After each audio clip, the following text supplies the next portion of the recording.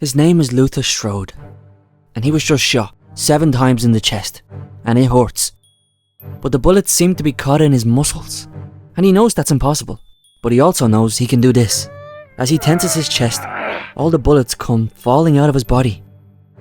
His name is Luther Strode, and he has certain talents.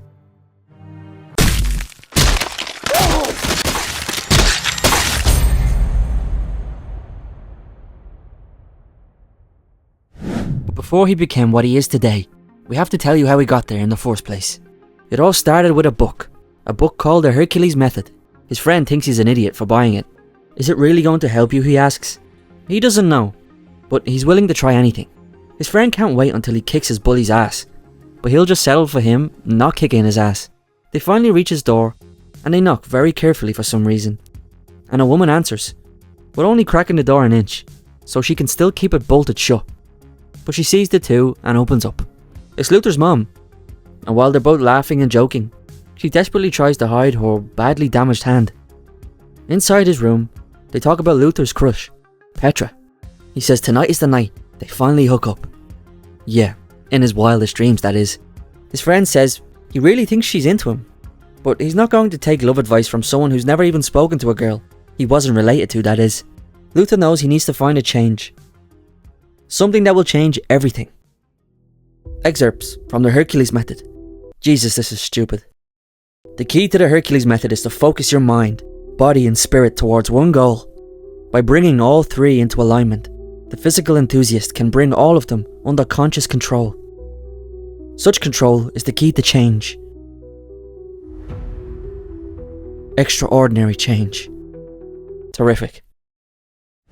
Somewhere in an unknown location, a man wrapped in bandages and chains removes his tooth with his tongue, puts it in his mouth, closes it, then fires it directly at a man standing in front of him, killing him instantly.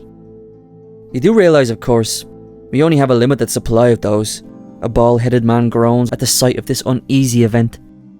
To say nothing of your teeth, that is. The man wrapped up asks if he came to chastise his personal habits, or does he have something to say? He tells him that he thinks he might have located a candidate, one with great promise. In Luther's house, he's currently wolfing down every bit of food in his mother's kitchen, not to mention every ounce of liquid too. His mom opens the press and tells him to at least use a plate, but when he looks at her, he starts seeing like a ghostly version of her, about to drop the plates. Without thinking, he drops his drinks, and she drops the plates, but he grabs them before they hit the ground. She doesn't even know what to say. How did he do that? He doesn't know either, but it was awesome. But suddenly the door begins getting pounded on. His mother goes into a state of shock, but Luther says relax, it's just Petey, his friend. As she relaxes a bit, Luther tells her he's not going to find us, asking if she wants him to stick around, but he just wants to skip school and kicks him straight out the door. At school, he finally spots his crush. Petra is right there. But he's afraid. He won't say the right thing, but Petey doesn't even give him a chance, pushing him straight into her. Now he has to speak to her. Yes, she says, and he's all frazzled. Meanwhile, his bully stands to the side, filming him narrating it like he's a wild animal, even saying he's got a small pee-pee. But that's when Petra turns around and says the expert on microphalluses. What the fuck is that supposed to mean? He angrily shouts back. It means you have a teeny weeny peenie, she jokingly laughs. I know what it means, he screams. Okay, but then why did you ask? Well, I'll bet you do. Besides, Paul, you don't know, she says as she goes on her tippy toes and kisses Luther. What the fuck? Class! You don't know what a real man looks like. The bully rushes over, screaming at Luther.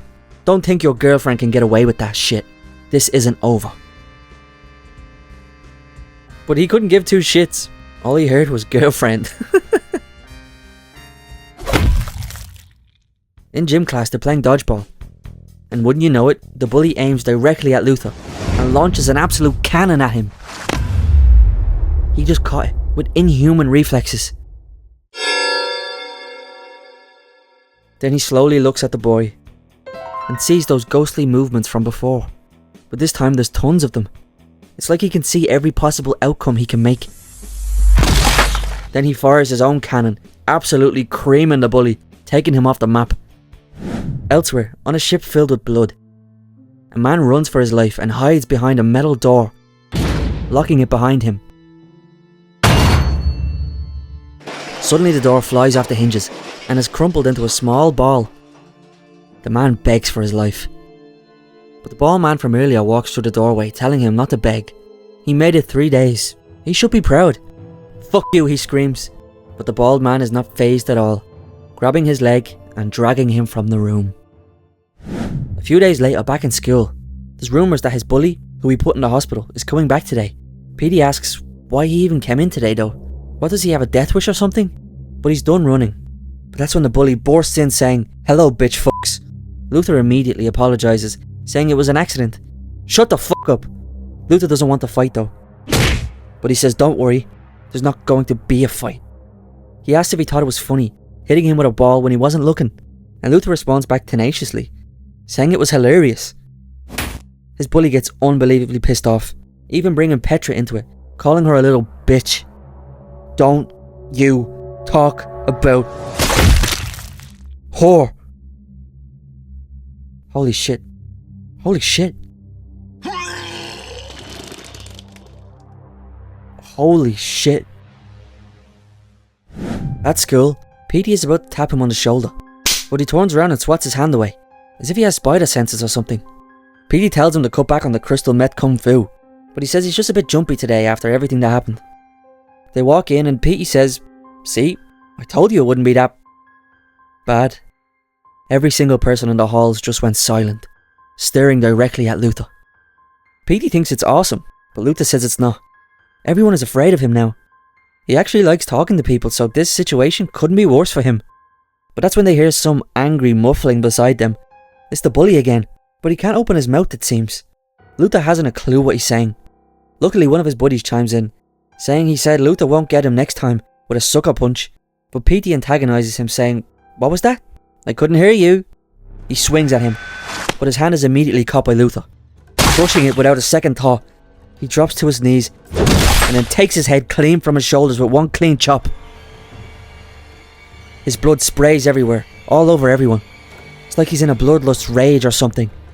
He looks back at Petey, and he can see inside everyone's bodies. He can see and feel every movement in their muscles. What's going on? Dude, it's Petey. He just split Petey in half. Suddenly he's brought back to reality. All of that was in his head. The bully swings, but he simply dodges, telling him to leave him alone. "Fun you, man," Bully says as he stomps away. Petey feels invincible now, slagging him off. But Luther simply collapses into his locker, sighing. After what he just seen in his head, he can't trust his strength anymore, especially when he still sees what he sees. He also just doesn't want to be that guy. He's not a bully.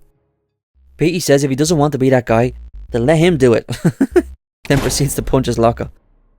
"Don't worry, I'm sure that locker had it coming. It's Petra." "Don't worry, my parents were killed by a rogue locker," Petey says as he holds his badly hurt hand.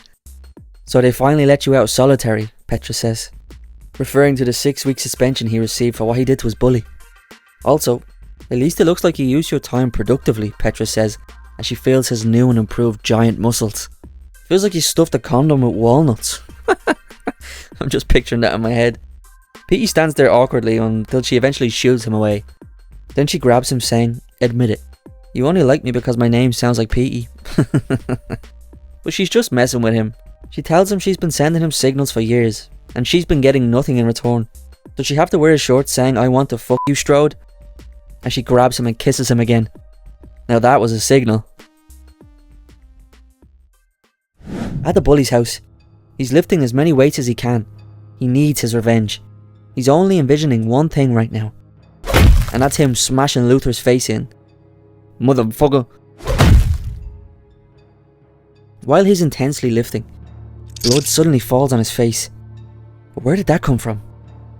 That's when he looks up and sees his ceiling is bleached red with blood. What the fuck? As he runs upstairs, he doesn't realise life as he knew it was over. As he walks in, his mother and father are completely chopped to bits, sitting dead at the dinner table, with that bald man from earlier standing in front of him. He's in a state of shock. The man tells him to sit, but he just bolts out the door. Manners, he tells him, as he leaps with inhuman speed after him, plunging his fist through the door like it's cardboard, knocking him down the stairs. This is, of course, no way to treat a guest, he menacingly says. He grabs a weight bar and swings it at the man, but he grabs it without any trouble, telling him if he wants to exercise, all he really needs are his hands. At Luther's house, he's continuing his training. He now literally has the physique of a Greek god. But that's when he looks up and Petra is sitting on his windowsill, and he collapses from shock onto the floor. She says not to worry, she tends to have that effect on guys, making some sarcastic comments about his dirty room as she checks everything out, including his love heart boxers. He's all frazzled, saying he wasn't expecting company, and why does she not just use the front door? She's more of a backdoor type of girl. Luther loses the last shred of coolness in that moment. I would too. But she's just joking. But he's all nervous, he's never had a girl in his room before. Relax, she says, she won't bite. Well, probably not more than once. She didn't go through his front door because she was worried of his mom. He could have went to her place, he says. But yeah, that's not happening, she replies. Not that he's complaining, but he asks why she broke in. She says she broke in because all of her other signals weren't working, as she pulls on her bra strap. She thinks the roids are rotting his brain, but he tells her he doesn't use them. But she cuts him off, saying, just shut up, will you? And then you fucked her. But he needs to relax. He's watching too much of that other stuff. Nothing happened. Luther doesn't even know why he puts up with Petey. But he's the only friend he has, says Petey, sarcastically to him. But that's not true. There's Petra and his mom. But Luther's inhuman senses go off, whispering to get down and be quiet. Two men just entered the shop and they're going to rob it. Not a word from you, Luther whispers. Well, one of the robbers is about to have his way with a woman. A carton of milk at terminal velocity hits him in the chest. What the fuck? The other robber points his gun at Luther. He tells him to walk away while holding another missile in his hand. The other guy finally recovers. They look at each other, then start blasting. He moves at inhuman speed, dodging all the bullets, grabbing some beef sticks, throwing them at the speed of light, lodging them in the barrels of their guns. Shit. He picks them up and smashes their heads together. He should have walked away. Everyone in the store begins clapping and thanking him for saving them. He's a hero. No, he's not a hero. He's a superhero. Later at Luther's place, he's trying on some all black clothes. It will help him blend into the night. Steel toe boots, leather gloves, and one more thing that will make him legit. Every superhero needs an iconic mask, and he looks awesome. He feels like an asshole, he says though. Petey disagrees. He doesn't think criminals will be afraid of a Halloween costume. But what is he talking about? Look at every superhero ever. But he still doesn't know if this is a good idea or not. But he literally has superpowers. This is what he's supposed to do. But he bites back, saying he doesn't have superpowers. Really? Petey launches a book, but he catches it without even looking. Yeah, he has powers alright. He thinks Petey has read way too many comic books. Yeah, sure, if you were an ordinary dude, Petey says. But you've got, I don't know, talents. You've got a destiny. He's imagining him right now with a cape, defeating a giant group of ninjas. He wants him to go full superhero. Protect the innocent. He knows there's people out there the cops can't help. Later, as he tries to sneak past his mother, he may have inhuman senses, but so does every mother on the planet, when it comes to their kid anyways. She asks where he's off to, and he says the library. You're not going to see Petra? No, she's... Wait, what? How does she know about secret mom powers, of course? Why didn't he think of that? She tells him she's just worried, you know, after what happened to the Jacobsons. That's the bullies family. She can't even imagine someone who could do that. And ever since they released your father from jail, Luther, you know he's out there, she shyly whispers. He says he knows, but he won't find them. And even if he did, he's here now. I am the darkness. I am the night. I am vengeance. I am... bored. Bro thought he was Batman, and that criminals would just start inventing freeze rays and shit the second he got powers. but there's zero criminals. This city was supposed to have a crime problem, he thinks. But that's when he finally spots an opportunity. A couple is fighting down below. That's his cue. The man grabs the woman, and suddenly the giant hulk of a man is standing in front of them. Don't you touch her. I'm imagining him in this moment putting on a Batman voice. But the man just ignores him, saying, who are you supposed to be, bandage man? Saying, come on, continuing to drag the girl. I said, don't touch her, ripping the shirt from his chest. The man swings, but he simply steps to the side at light speed, causing him to go tumbling onto his face. He tells him he needs to learn how to treat a lady, and to pick on someone his own. Then his girlfriend starts hitting him, calling him a freak and not to touch him. Later in Petra's room, he nearly caves in her window. She tells him she has a phone, you know, and he replies, yeah, and you're not answering it. Anyways, she asks if there's a reason he's trying to smash her window. He just tells her he's having a rough night and he thought he would share it, so he chose her. Well, her or Petey, but she smells way better. Well, a little better. Sometimes. Who are you talking to? A voice screams from behind Petra, and she closes the window as fast as she possibly can. In the back of a police van, the two muggers from earlier are vowing their revenge on Luther, but the police are just happy they're off the streets. That's when they hear a clunk coming from the top of the van.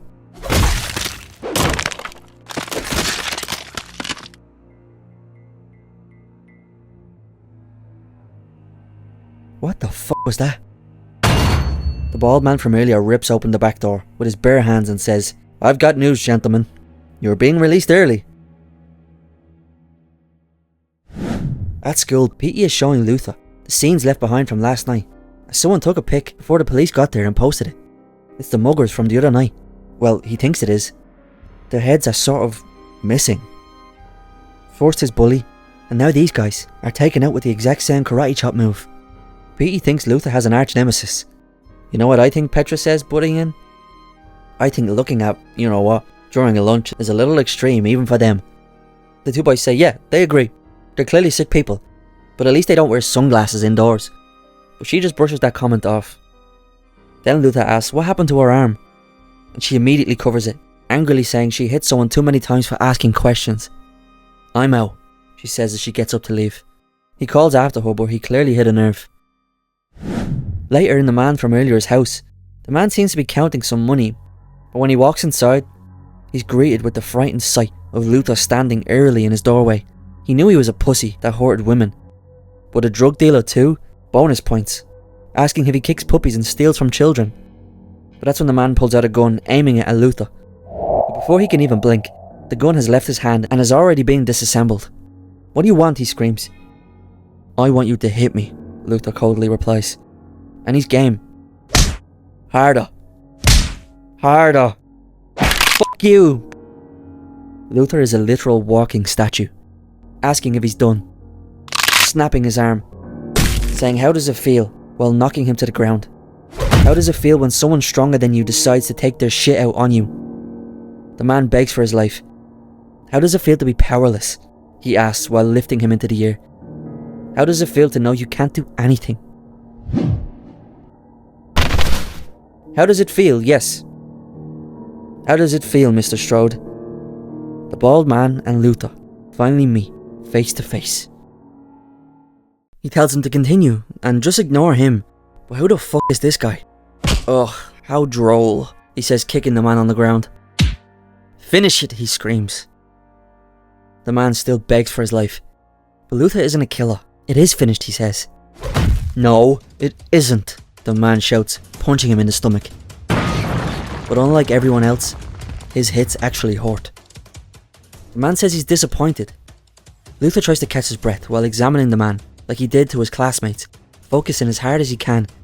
If muscles could be made of iron, this is the perfect example. He also can't see the little ghost images of this man like he could the others. Luther reckons he was the one behind all the murders. He replies all jolly, saying, "You're welcome." But Luther didn't want anyone dead. But he's wrong, the man says. He knows Luther wants everyone dead. He can feel it in him. He wants to dance in the rain of his enemy's blood. He's got so much talent. But why won't he finish the job? asking if Petra likes things only half done too. But that's it. That's too far this time. Luther grabs him and smashes him through the whole kitchen unit, screaming, "Who the fuck are you?" But he tells him he's just a humble student, seeker of knowledge, keeper of the book. I am the librarian. Luther is absolutely shattered. He can't get up, but he's ran out of time.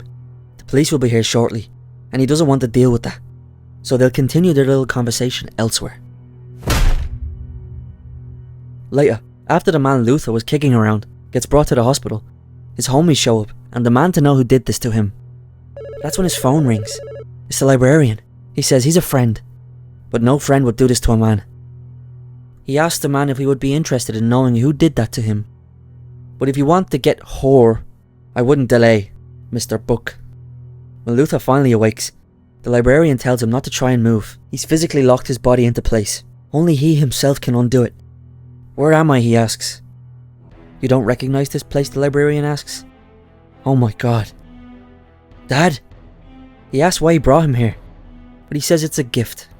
But he hates this gift. As he's admiring Luther's mask, he finally says, "Go on, ask me the question. Why did you send me the book? Try again, Mr. Strode. Why did you pick me? Let me tell you a story. Murder is natural. Murder was there from the beginning. Murder is our first instinct. Murder, for lack of a better term, is good. It makes us strong. It makes us wise. It makes us powerful. It shows us what is possible, how to survive, how to summon the true strength within, how to see things as they truly are. Knowledge collected, knowledge perfected, knowledge passed down, knowledge that could only be used by people with certain talents. Your father here wasted his talents. He could have been something special. He could have been great. Instead, he's just an ordinary ass, of which there is no shortage of in the world. Luther finally asks what does he want, but he simply tells him. He wants him to be what he was meant to be more. Right now I want you to kill your father. His father might be a useless cunt, but he's better than Luther, the man says. He realised instinctively the truth of the world, that power goes to those who can take it, that the world belongs to people that beat it into submission. Once someone masters others, they can master themselves. He can't afford to be afraid. No, Luther calmly says. Pardon? He tells him he used to lie awake in fear of the man unconscious right there, wanting to stab him. But he could never do it because of fear. But you know what? He's not afraid anymore. Louis? The man groans. Luther says he doesn't need revenge. He's better than he ever was. He definitely doesn't need some random psychopath telling him anything. His father begs for his help. The librarian says, "Pity. Well, remember, I did try things the easy way." The man just annihilated his dad's head. Fuck. Luther seems to have chosen the hard way. He tells him the plan he set in motion. He says the man he kicked around earlier, yeah, well, his friends came knocking. Friends who don't take kindly to others, messing with their money. These men have stumbled upon where he lives, just randomly like. He's about to start fighting him, but the librarian says, does he really want to do that? While they're heading for whore as we speak? Inside her home, his mom tells herself her boy is okay and not to worry about him. But someone is at the door. Luther leaps across the city at lightning speed. Oh. Mom! Hiya. We need to have a talk about your boy. A long talk. Mom! Mom! Luther, what the hell are you doing? His mom screams. Your boy made a mistake. A big mistake. Oh no. He asks if she's okay, but her and Petey are just in complete shock. Why did he just rugby tackle the door? And what is he wearing? But he ignores all of that and runs to hug her. He says he'll explain everything soon, he promises. He asks Petey to stay here and keep her safe and to not let anyone in the house. He's going to save Petra. And as she awakes from being knocked out, She sees her room filled with a large number of men, beating the fuck out of her. They think she's crying and begin mocking her, but she just bursts out laughing. They think she's nuts. As she sits there with a black eye, she asks him, "Who learned you to hit like that? Your boyfriend?" But Dad hits harder. He wasn't going to kick her around until Luther got there, but he's thinking he can start a little early. Ditto, she says as she turns his balls into soup. Downstairs, one of the men standing guard is running for his life. He runs behind a door to hide and shuts it behind him. He's safe. "I didn't do anything," he screams. "I know," the mountain of a man calmly replies. "You're a big man when fighting a teenage girl." He grabs his face, then begins pummeling him. "What did you fucking do? What did you do?" "You did nothing." "No. You are nothing." Back at Luther's house, Petey looks scared. Did someone get into the house? He begs her not to hurt him. "Well, I'm waiting." It's something worse. An angry mother. Petey then proceeds to rattle off every detail that's taken place since he's got powers. It sounds crazy. She then threatens to kick him around. She does not believe his story at all. He's got 10 seconds to tell her the real story now. Alas, while Mr. Holmes' storytelling skills may leave quite a lot to be desired, the story is entirely true. All that remains is to see how this particular story ends. Back at Petra's place, she's busy spitting in their faces, but the guy has had enough. He grabs her by the head, loads one up, and smashes her teeth in. She lands on a bottle, breaking it, leaving smashed glass everywhere. The man picks her back up, because he needs her alive. She's the bait. But she has to say one thing. "What fucking now?" Behind you. "Hi, I'm Luther." And he's here to fuck shit up. They all grab him while Petra frees herself. He throws the insignificant insect off of him, while Petra stamps your man out. Luther says, "Is this the best you've got?" But that's when one of them reaches for something. "Hey, Soups. Are you faster than a speeding bullet? Or 50 of them?" Luther gets lit the fuck up. Back at his house, Petey and his mom are in shock. Who is this man standing before them? She asks him who he is and what he's doing here. But he simply tells her he's actually a humble librarian and he's here for her. "Hey, asshole. Don't you fucking touch her."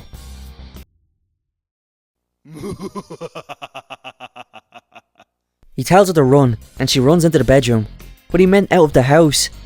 The man grabs him by the neck, saying he should stop talking. "Put him down now." She came back this time with a revolver, and he just tosses him to the side. Poor Petey, asking her what she expects to happen. "I expect you to fucking die." But it's like the bullet was a simple fly to him. Without even thinking, he simply just steps to the side. Oh. He grabs her gun and presses her gently on the forehead, making her instantly pass out. He didn't kill her. He needs her alive, but mostly intact will do. But then turns around and catches a butcher knife midair. Petey's fucked. He tosses it back, narrowly missing his head, but cuts his fingers clean off. He wants him to deliver a message. Petey is frozen in place, bleeding out from his missing fingertips. He tells him to tell Luther he can find him and his mother at the docks. Just listen out for the screams. "Can you tell him that, Peter?" he asks. "I can," he solemnly says. But with his only good hand, he grabs another knife. "Fuck you!" Stabbing him cleanly through the neck. But it's almost as if he did nothing at all. The man doesn't even flinch, saying, "No, Peter, you really can't. But I certainly can, as you say, fuck you. Shall we get started?" Back with Luther, he's reeling from the pain of getting pumped full of lead. The men ask how is he even alive, but he can fix that problem. "No," Petra shouts from behind him, "don't hurt him." But he simply says he's not going to hurt him. He's just going to kill him, telling his men to get her. "Let's fucking do this." Yes, let's.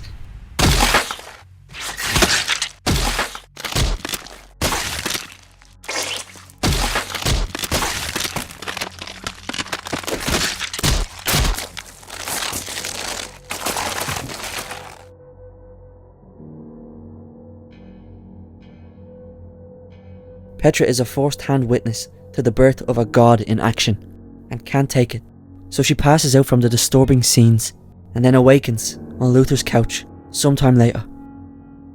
"Oh no," she whispers. He was here and I wasn't. I tried to stop him." Both Luther and Petra cannot believe their eyes. Oh God! Luther checks his internal organs with his newfound powers. It's not looking good. "Don't worry, it only hurts when I laugh," Petey says, still trying to crack jokes in the worst moment of his life. Luther apologizes. Petra won't accept reality, calling the cops, and is trying everything she can do to help. But Petey knows this is the end of the road for him. Luther says, "We'll get you an ambulance," but Petey ignores him, just apologizing for not being able to protect his mom. But Luther knows. With tears rolling down his eyes, he tells him he has her down at the docks. "I'm sorry." P! Petey has left this mortal coil.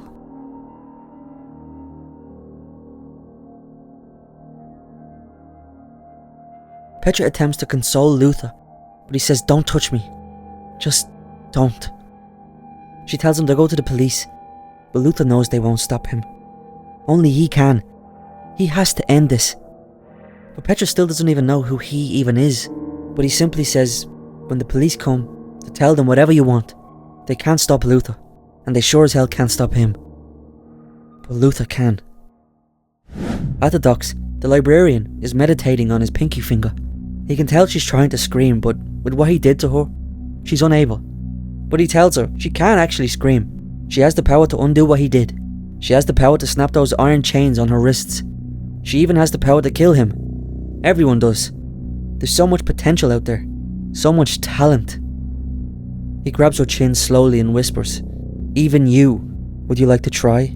It's not even hard, once you know how." But she pulls away. He monologue dumps, saying he sends out thousands of copies of that book each year. He even puts them on the internet. And yet, the number of people in the last decade who can even do this small parlor trick? 1. Your son. Which is why Cain sent me here. If he had came himself, there wouldn't be a city anymore. Luther has so much raw talent. Speaking of which, let's greet our guest properly. Suddenly he pulls Luther from his hiding place beneath the floorboards. How the f***? His mom cries at the sight of her son. Luther struggles, but the librarian is too strong, sending him back down.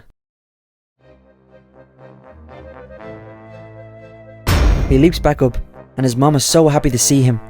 "But he's behind you," she shouts. He promises her he's got this. But he counters. He applauds him for once. He snaps his mom's chains and readies himself to run. But the man has barely been tickled. It won't be that easy.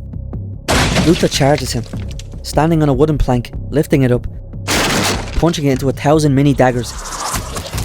But he simply blocks it. "Why don't you shut the fuck up, Pinstripe? You want the killer? You got one." Oh God. Luther is crippled now. Not bad, he says, but not good enough. As he writhes in pain on the ground, he snaps all of his broken bones back into place. "Come and get it," he says. But he plays cheap, spitting in his eyes. He can't see as he swings wildly. He says he has other senses. Now use them. He should smell him, hear him, feel the beating of his cold black heart. Without awareness, without control, well, accidents happen. Luther has just slit his mother's throat. He says this is the final lesson he must learn. Strength doesn't matter. Speed doesn't matter. He needs to understand that they are all just meat, just flesh to be destroyed. This is what you were born to be, Mr. Strode.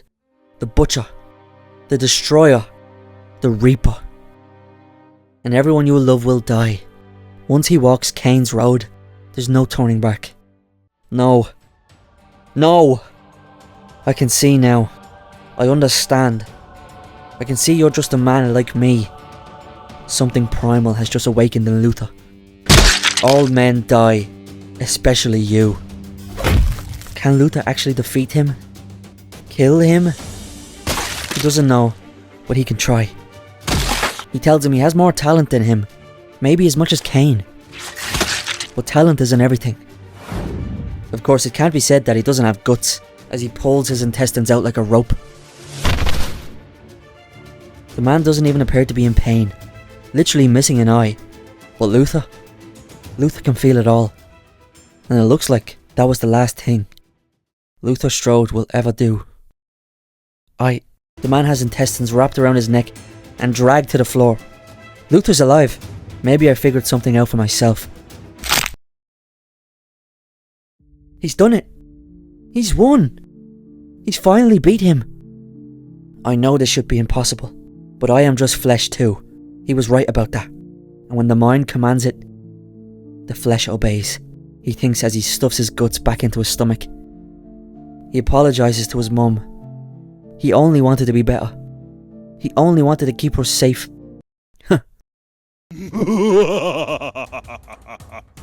You didn't really think it was going to be that easy, did you? The librarian is back on his feet. He literally can't die. They leap into the air, colliding with such raw power. He can offer him purpose. He can offer him meaning. He is absolutely demolishing Luther, and the warehouse they're in along with it.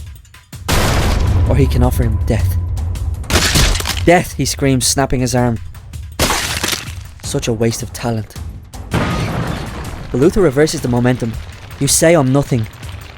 You're right. I am nothing. I am empty. I am death. Outside, onlookers are in complete shock. Petra emerges from a cop car, screaming, "Luther!" as a mysterious figure emerges from the debris. But unfortunately, it's the librarian, saying, "You chose poorly, Mr. Strode. You will never know what you are, what you could have been. You..." Oh my.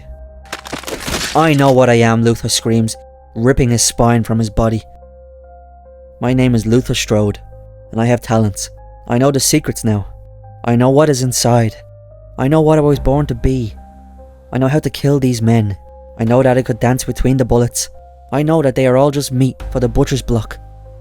I know that as long as I'm alive, everyone I love will end up dead. I know that I can choose.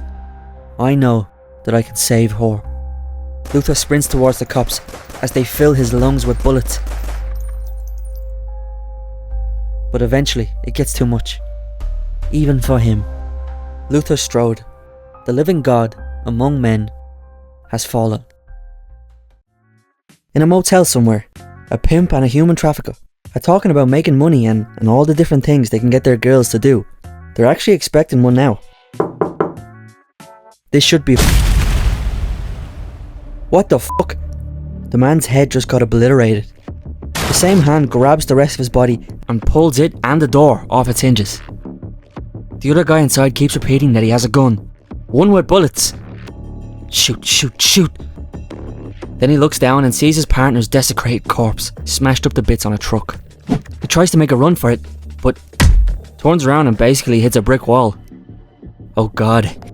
You're real. You're... him.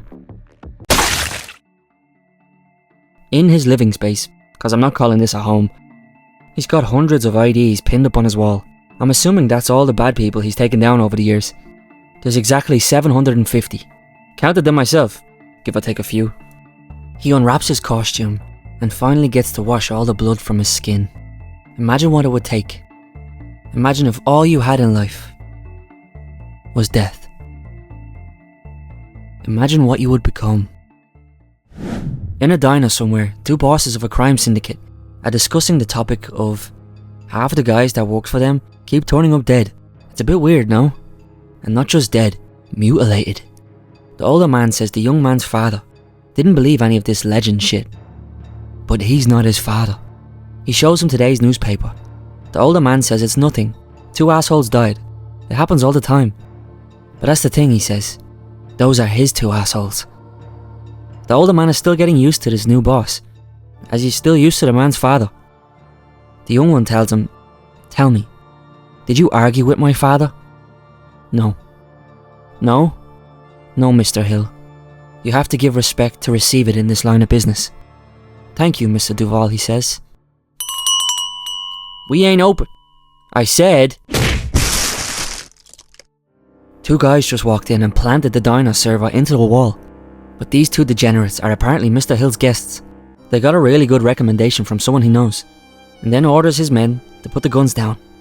The two men didn't want to have to kill everyone. Yeah, especially before they get paid. Mr. Hill tells Mr. Duval to get up and let the two men sit. He fucking hates him. Charming. Are all of your associates that nice? Or is it just us? The men ask. But he simply responds saying, just some pains during this transitional period. Now, gentlemen, let's talk about work. Later, outside a warehouse, two men stand guard as lots of women funnel into the building. They say they don't want to be here tonight, but one of them tells the other one to relax. But the van that the girls got out of seems to not be moving. They point their guns saying to move the van, they need to get a clear line of sight. But that's when one of them slowly creeps up to the driver's window and sees an arm covered in blood. He's here! Call the... The man gets turned into a Canadian South Park character. The other man begins shooting wildly, screaming, begging to be let inside. The men inside ready themselves for what's about to come. They only heard the legends. They can't be true, right? The van comes bursting through the front door, almost wiping them all out. The men begin to riddle the van full of bullets. But then they stop. He should look like hamburger mince right now, if he's in there. Yes, they think, as they see blood stream from the van. But when he opens it, he only finds one of the doormen. It's a distraction. He's coming in another way, he shouts. That's when his legs get grabbed. Oh, fuck me. And he's sucked under the van by a pair of glowing red eyes. The others don't know what to do, as the man screams for them to at least do something. So they begin shooting. But then they immediately stop, as one of them gets Marie Antoinetted. The rest of them take one look and bolt out the door. But one of them gets there first and closes it behind him. He's here, he shouts. He's fucking here. The man could have gathered that. Where's Straya? He got dragged under the van, I think. He's dead, he blurts out. So he left him there instead of doing his job. Well, he won't be doing his job anymore. He's here. The man shoots at him, but no more bullets can kill a legend. He moves like lightning dancing across the sky. The man says he's too fast, stabbing Luther, but that's not going to do anything to him.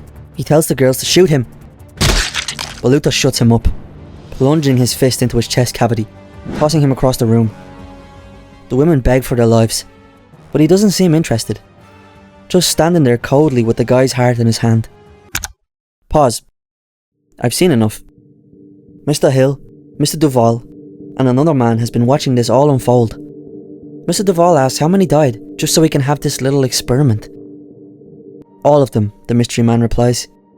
All he wanted was proof that he was real. Well, there he is. Hill gets excited, but Duval still can't believe this man just single-handedly murdered 12 men with his bare hands. The point of the exercise was to kill him, but they weren't really expecting to do that. So what was the point, then? Duval asks. The mystery man steps in saying, we know your boy is real. Now they need to step up their game. Which is why he offered his expertise, and exactly why Hill hired him. Hill still can't believe he's real though. He's beautiful. Can we kill him, he asks. The mystery man says the other two guys he hired weren't really anything special, but they still don't know who he is, where he is, or how he can slaughter a dozen good men with his bare hands. Yeah, well, I think I can probably help you with that. Oh my god, it's Petra.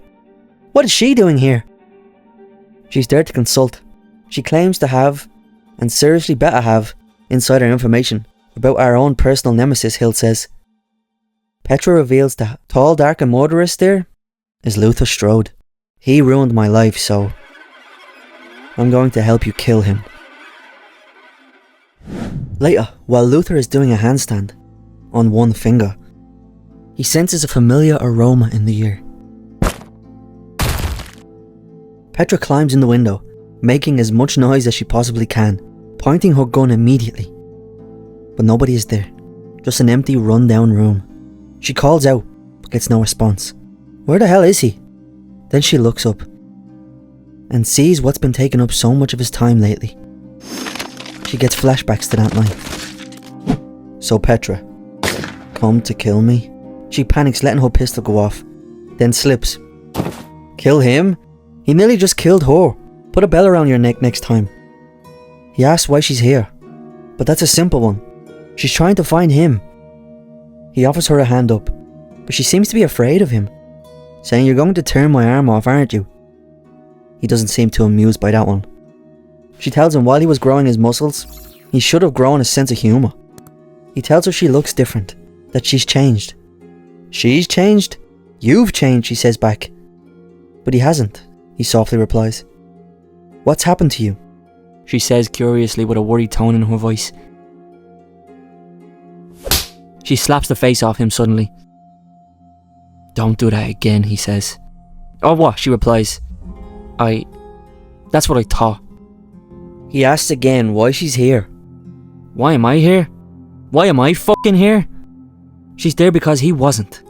Because he left. After everything she saw. After everything he did. Is that worth killing me, he asks. But despite the gun to his head, she's not there to kill him. She came to save him. By helping out Hill. But how did he know that? He didn't until now. But yeah, she says, they're coming. No. They're here. Run. He tosses her to the side, screaming run once more. This time she finally listens. He looks at his mask and smiles. He's starting to enjoy this life, isn't he? Now that she's gone, the real work can finally happen. The team enters his lair, but finds nobody in sight. Nobody moves that fast, they think. Then they look up. Ah, shit. Boo. He jumps down, Viltrumite chopping them in half. Some are in shock, but the captain tells them to keep it together.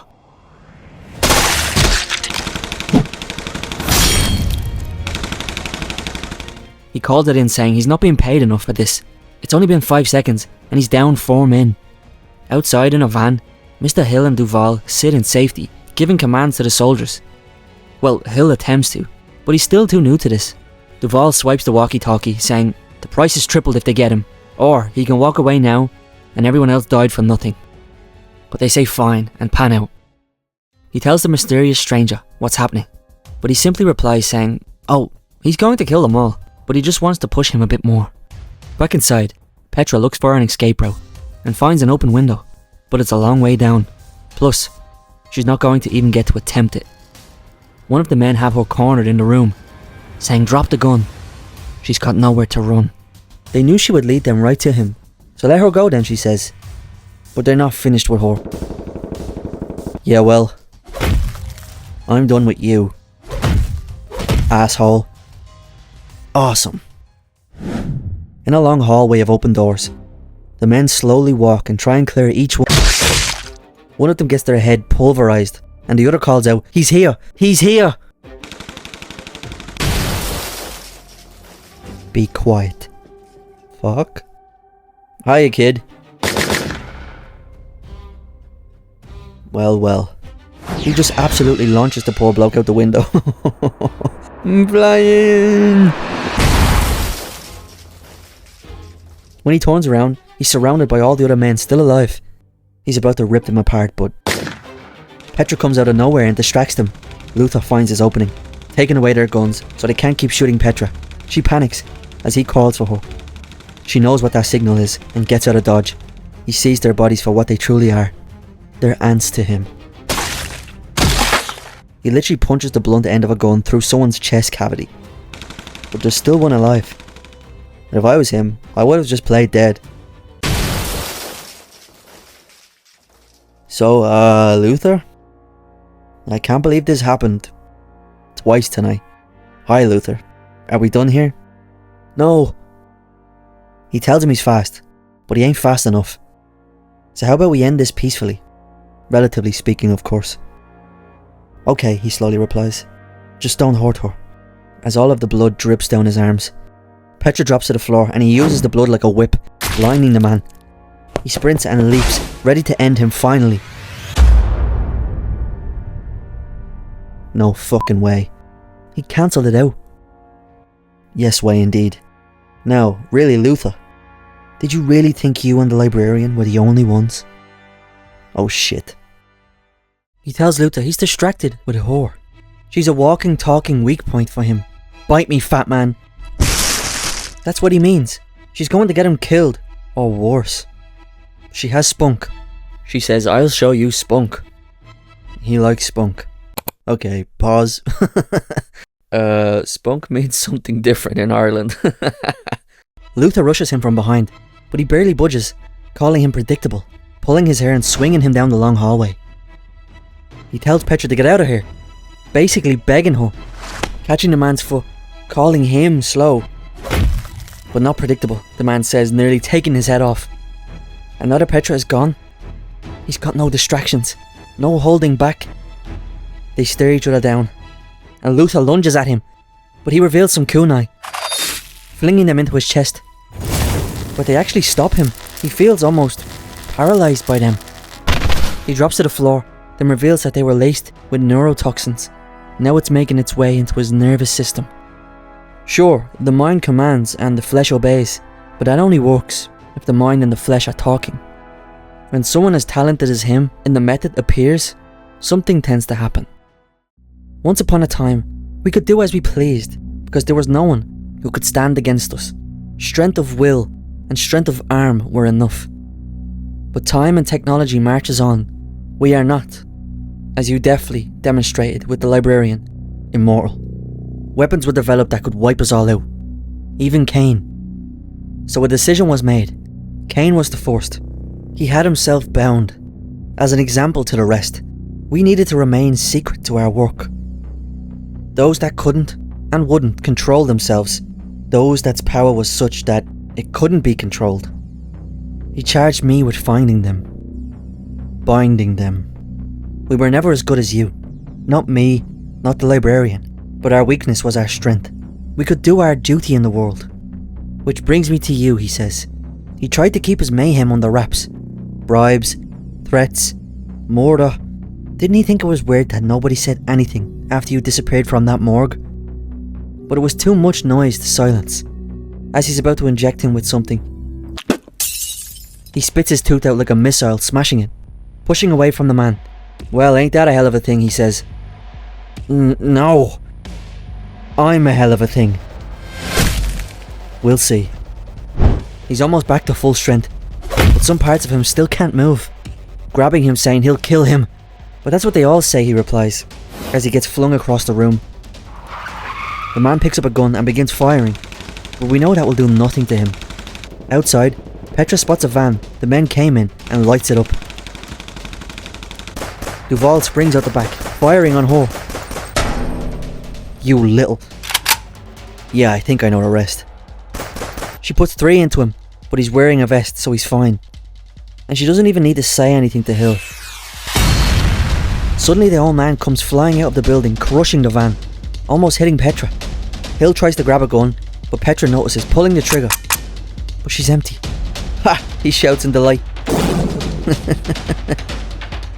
The old man begins to pick himself up and notices Luther still isn't 100%, but neither is he. He grabs him, still fast as ever. Petra picks up Hill's gun and tells him to drive. But to where? She wants him to hit them, as she hangs out the window blasting her pistol. The old man says, "Will you fucking stop?"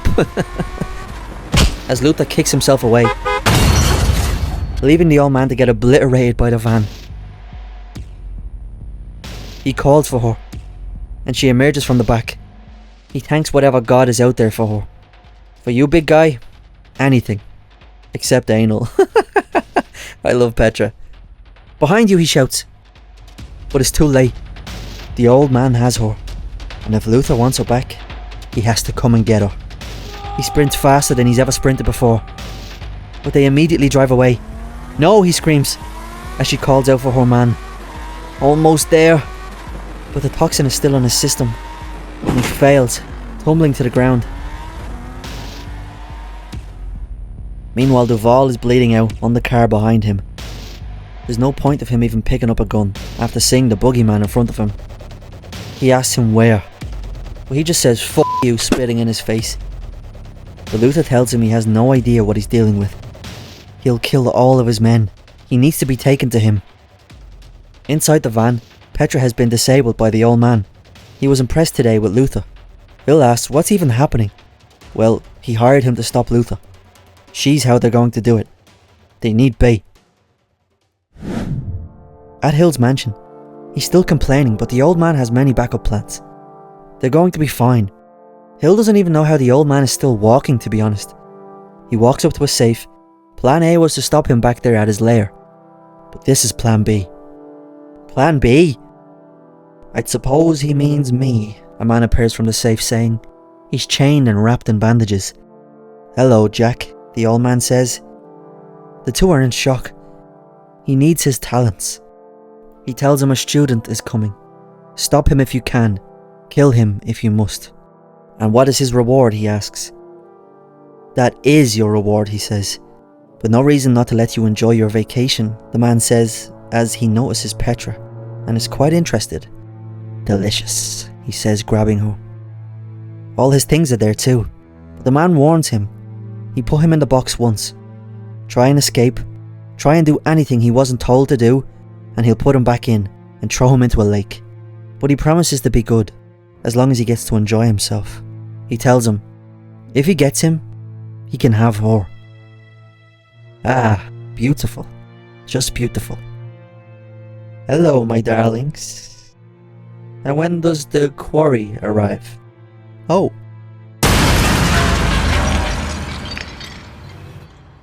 About now.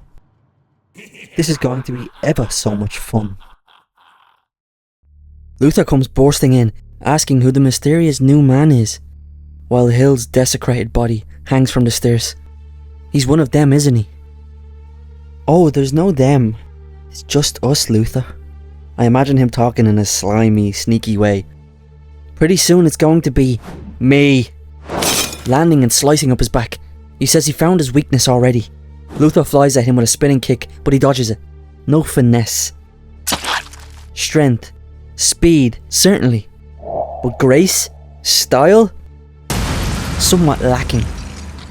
He admits he usually goes for someone who puts up a little less of a fight, but he's still a bit disappointed. Don't be, Luther screams, tossing marble pillars at him. He dodges, and Luther tells him to come at him. But he shouldn't have. He attacks him 1,000,000 times in the space of a second. Luther lands one back, but it's no use. He grabs him, throwing him with all his might at a wall, but he just gently lands on it like a cat. He says the book's only shortcoming was that it didn't install a sense of aesthetics in students, as it's revealed that he carved a beautiful portrait on Luther's body using slashes. As he pounces towards him, Luther dodges, catching him by the legs, saying he's a fucking psychopath, but I have to admit, this is pretty beautiful. Back inside the main room, Petra starts to get the feeling back in her body, while the old man is preparing for his final act. She asks if he's going to kill him. But why would he want that? What he does is holy, he says. He wishes he was like him, had his talents. But he's still a man, and sooner or later someone will find out how to kill him. He's not trying to do that. He wants to save him. Just like Petra was trying to do from the start. He knew. Speaking of Luther, the two demons burst into the room. Jack is pissed the fuck off. The old man screaming, wait! But he jumps at Luther. He grabs his arm, swinging him around while connecting a swift kick to the old man's head, then planting the crazed killer into the other man's sternum. He tells Petra to go, and for once, she doesn't argue. Then Jack stabs him in the chest, saying, she can't get away, he'll get her no matter what. Luther tells him, he can catch bullets with his chest. 2 knives are not going to do shit. But that's when the old man shoots him with a taser. Surely that's not going to do anything to him. But again, when his mind cannot talk to his flesh, he's vulnerable. He lunges at him, grabbing the knives in his chest, and tells him he's been looking for someone to control him all these years. Someone to stop him. So stop, he shouts. No. Jack tries to sneak up on him, but he quickly grabs him, saying it's over when I say it's over. While Hill is bleeding out on the stairs, Petra sneaks up on Duval in the kitchen. She says she's with Luther, and he calms down. He tells her he watched Hill grow up. He held him when his mother died, and he cried in his arms. Now he's dead, and even though he didn't like him that much as he grew up, he still can't let this stand. He tells her there's a gun room down the hall, and also tells her she should run, but she can't. Yeah, me neither, he replies. You can't beat them. I know, but I can sure as fuck hurt them. Back outside, they're telling him he can't kill both of them, but he's sure as fuck going to try. Taking the knife from his chest and throwing it directly into the man's eye. Then another one. He knows the man's not dead, even though he snapped his neck. He's seen that trick before. But that's when he breaks his arm in two. He lets him go, and they both attack him at the same time. Jack putting his nerves to sleep. Such a waste of talent, he says, kicking him across the room. The old man removes the blades from his eyes, saying, does he know how much this hurts? But he springs back into action. Jack jumping over his attack, landing on his head. The old man grabbing his long, luscious locks, kneeing him in the neck, incapacitating him. He tries to move, but they tell him he won't do anything now. Elsewhere in the house, Petra just discovered the mother lode. It's literally Christmas for her. She locks and loads and calls out for Jack. But why in the fuck would she do that? She gets exactly what she wanted. Jack the Ripper is hunting her down now. She blasts at him, but he moves too quickly to be shot. The more she shoots, the more excited he becomes.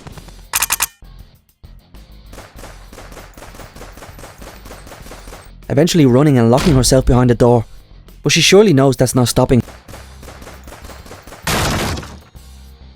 Hello, Jackie Jack deliveries. He bursts in, but she's nowhere to be seen, noticing the window open with blood marks on it. But she's actually under the bed hiding, and he seemingly doesn't notice her. Asshole. So, you do realise, of course, I can smell your blood, yes? Back with Luther, he's been chained up by the old man. He just begs him not to hurt Petra. But he says all this makes him so sad, all this talent, and he still refuses to learn, saying the librarian was right. We are just meat for the slaughter. But while his neck is being restrained, he still croaks out that he loves her. And how has that love worked out for her? He replies. He promises to kill him, and he says, yeah, someone will one day. He's pretty weak compared to the bound. Only they are forever. But not you, and not today. And not you either, Mr. Duval. Yeah, well, we'll see, as he blasts him full of lead. The old man knocks his gun away, but he has another. He didn't even want to kill him, but he doesn't really like being shot. He can't stand it. Like he can't stand him. As he tries to crawl away, he kicks him through a door, asking why bother. But he simply replies that he killed Hill. But he actually didn't. That was Jack. Did he really think he could kill him? And no, being able to kill him didn't even cross his mind. He knows what they can do. He just wanted him to follow him, so he wouldn't see the surprise he had set up for him, as he reveals another pistol. But that's not going to do anything like. This? No. But these? Yes. Race you to hell, fat ass. The whole mansion explodes into a million pieces. Luther gets blown away screaming for his beloved. But she's too busy right now, stuck under Jack Skellington over here. But he spots himself an opportunity, promising to return to her. He can't let this occasion pass him by. From the rubble, the old man rises. Not dead, but basically on death's door. His body is fried to bits. He'll live. Or he would have lived, if it wasn't for Jack. And he's not here to lend him a hand. He asks him if he's ready. Just get on with it, he groans. Certainly, Binder. Certainly. After carving up his body, he rips his head from his spine. Now back to his new sweetheart. Petra again shows up when she shouldn't. Luther tells her exactly that. But she tells him they're leaving now. She runs to him, but is hit in the back with the decapitated head of the old man. It was never going to be that easy. Luther can't even help. He's still chained. Jack has her now. But suddenly he falls to the floor, landing on his feet below.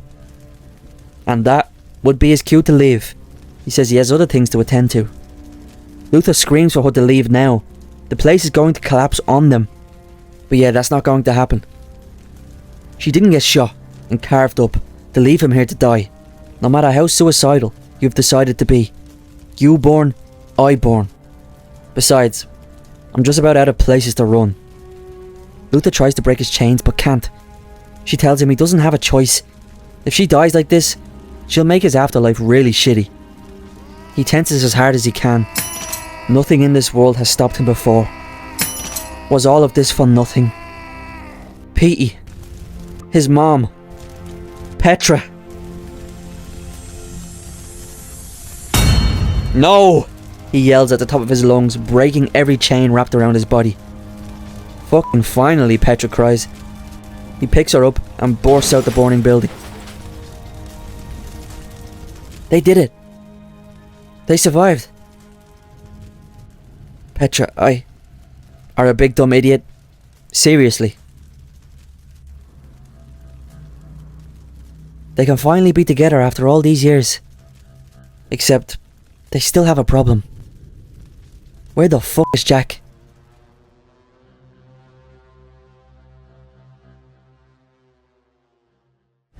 Luther knows exactly where he's gone. He can smell old death and fresh blood. Even if he couldn't. All they had to do was look. Luther tells her they can still simply walk away. It's not their problem. But that's not gonna happen, is it? Outside, it's locked. They can't get in. He didn't want anyone leaving before the party starts. And if there's one thing Petra should know by now about Luther, there's no such thing as a locked door. And what's inside is going to go down in American history as the worst massacre in the history of the country.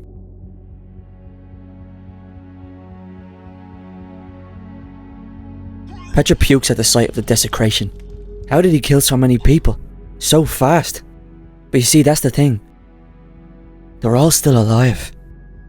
They have to save them, Petra mutters. We can't, he says, holding up 2 fingers, jabbing them into the man's head. All they can do is put them to rest. There's no helping them. They're too far gone. And while they begin to argue, they almost get annihilated by flying shards of glass. He begins to tell her to run, like always.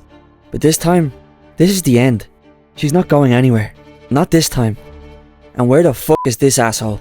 But yet again, you have to be careful what you wish for. She's about to shoot at him, but Luther grabs her gun, telling her no. She can't shoot. He can hear people's hearts beating. There's still ones out there he hasn't got to yet. And they need help. Jack wants her to shoot at him, so he can dodge all the bullets, so she can kill civilians herself. That's what he's trying to do, isn't it? Luther asks. Yes, that was exactly how he planned it. He calls him smart, asking, then why does he associate with such a common whore? Luther is furious. That's his #1 rule.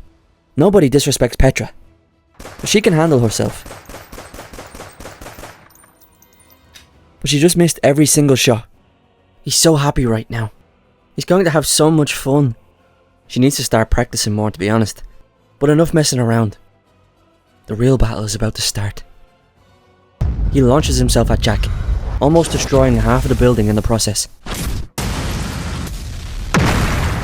He has him. This is over, he shouts. But Jack just laughs, plunging 2 butcher knives into his fists, saying, I can't help but say, Luther, I feel otherwise strongly. I'll tell you, Petra has some balls as stale. Luther tells her he loves her. And she replies, who wouldn't? Oh shit.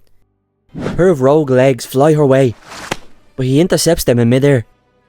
He's willing to try anything at this point. Luther will take care of him. Petra needs to get everyone out of here. Let's take things up a notch, shall we? While the two collide, Petra searches through them all, calling out for survivors. She literally begs them, and then they finally appear. They need to get out of there now. But they don't move. So she just starts shooting into the air, and they all clear out immediately. Jack screams, almost as if in pain, at the sight of the hundreds of people escaping. He frees himself, saying, they won't leave. Petra is still getting the last people out of there, and he spots her, leaping at her for the kill, calling her meat. But her hulk of a boyfriend smashes him into the ceiling, telling him to shut the fuck up. And while he had him pinned, it's time for her to finish the job. But she's empty. He's lucky in that moment, but he still shrieks in pain of watching his playthings leave. He was going to have so much fun. That's when Luther puts his fist through his back. He thinks it's over, but he lurches his body backwards, grabbing onto his neck, biting a chunk out of it. No, Petra screams. Fucking no! Well, fuck. Petra knee slides like prime Wayne Rooney after scoring a hat-trick, and the two monsters sit and wallow in their own pain. They can't move right now. But Petra can, and she has a plan. Firstly checking that her man will survive, and he's good to go. She runs off telling him not to kill him without her. Jack starts monologuing about the world drowning in blood and whatnot, vowing to kill him. But he catches his blades in his hands. Jack will take his time, now that he has him where he wants him, standing on his body. Luther tries to kick him off, but he grabs his foot and puts him in a figure 4 leg lock. He will have his fun and nobody will stop him. Let me speak to you in the future, Mr. Strode, and what it holds for you, for however briefly it lasts. I am going to find her, your precious thing. I can smell her, hear her. I am going to find her. I'm going to bring her here, lay her before you. You won't, he shouts back. I asked you to stop. I don't know. Don't know if you can't or won't. Doesn't matter. Doesn't matter at all. We will stop you. He vows that he will teach him what it feels like to suffer, but not as much as shit. He slices his Achilles tendon. He can't move now. I told you this was over. You really think you can stop this? You are a fool. What do you think you're doing? Do you think you can murder me with muscles? He shrieks as his hands are stuck in Luther's chest. You don't understand. I'm not going to kill you. She is. You better fucking believe it.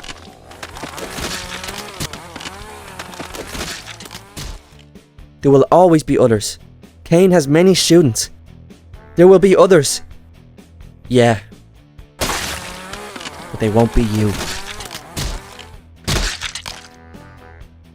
That's my boy. Now, do you want to go find the rest of these arseholes and kill them?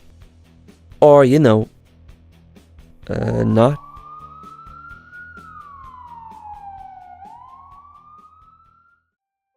Yes. The boy killed them. Both of them. Jack I could do without. But the binder? He should have been better. He's coming. The boy. Strode. He's coming for you. You know that, don't you? Yes.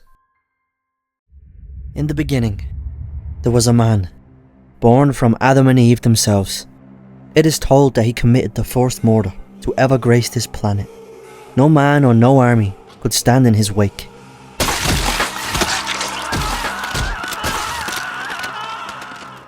And as he stood upon his mountain of blood, he stood alone. No one wanted to get close to him. Nobody. But her. She wasn't like any other woman, and he wasn't like any other man. Together they discovered meaning in life, through each other. And every other man was just a stepping stone to her.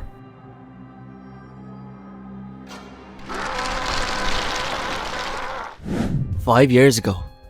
Immediately after Luther and Petra murdered Jack the Ripper, they were picked up by the police. Petra tells them it's a mistake on their part, even picking them up. But they don't believe her. She was caught red-handed in the middle of a massacre with a wanted fugitive. But she didn't say that was a mistake. She means the idea of even trying to arrest them is a mistake. But they were never going to just let them go.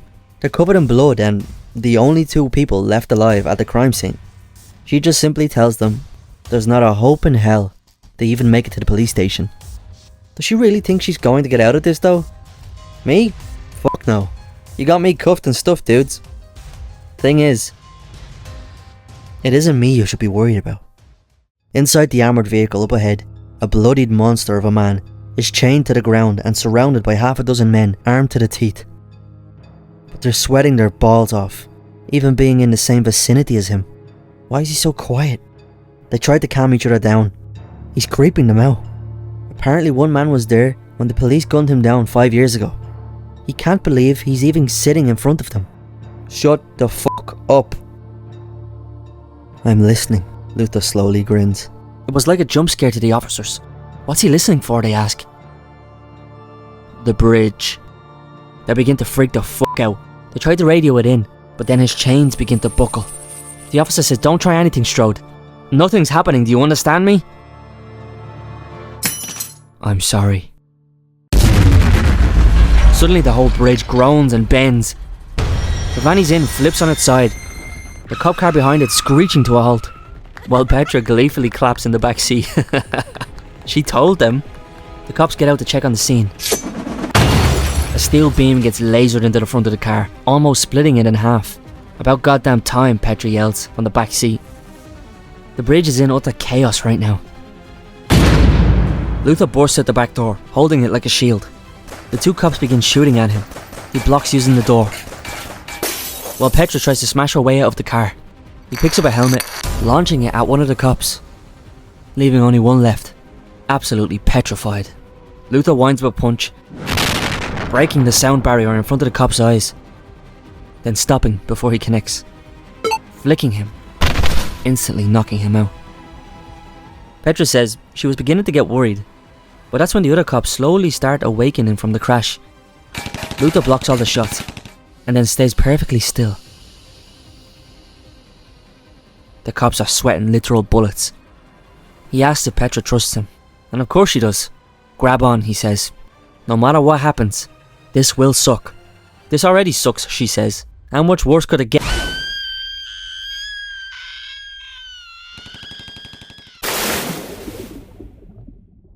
But they managed to swim away, off into the distance. That was 5 years ago. This is now. They're holed up in the woods somewhere remote.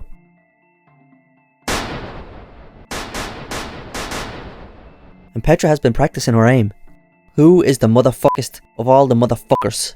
This girl. This Jesus Christ. He loves sneaking up on her. It wasn't funny the first 800 times, she says. He needs a bell or something wrapped around his neck. As they embrace, the two are finally left alone to be in love. That's all they ever wanted. But he looks worried. He says there's something she needs to see. But she's already seen his naughty bits. I love Petra. He's serious. And she knows she just likes to lighten the mood though. At their camp, he picks up a newspaper and hands it to her. And says, the neighbours. Where the fuck did he get a newspaper in Unabomber paradise? And what neighbours is he talking about? There's nobody around for 10 miles. So in the hour he was out of sight, he ran 20 miles round trip to steal a newspaper. He needs hobbies. But he doesn't need hobbies. He has a job. The paper talks of a massacre that recently happened.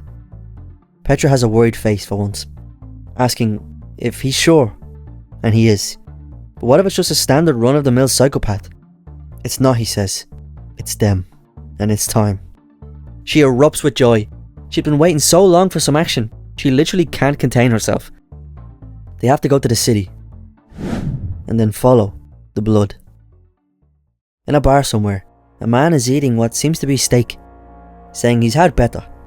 No way this is the best in the city. As the chef sits across from him with his small intestines laid out onto the table. Another person sits beside the man, in a quiet scene, despite the very obvious destruction around them. Luther appears before them. They seem to recognize him. Yes, me. So come to stop me, the man asks. Yes, he simply replies. Think you can? Yes. He asks how this is going to go, playing out all the different scenarios with their basically future sight. But he says he's not here to fight. He says, yes, he's here to stop them, but he knows how it feels, how they see the world. He understands what it does to a man, but they can change.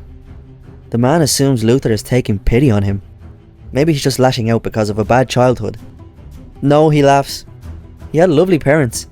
His upbringing was happy. He does this because he likes it. Cain didn't make him see the world this way. All the method did was make things clearer. He's not someone who's going to be saved. Luther sees that now. Why attempt diplomacy, he says, as Luther slides his chair to the side. Because I know something you don't. Some secret that will help you stop me? The man giggles. His brain suddenly gets blown to fucking smithereens, leaving a literal cave in his skull. Petra has gotten really good with a gun. Yeah, something like that, Luther says.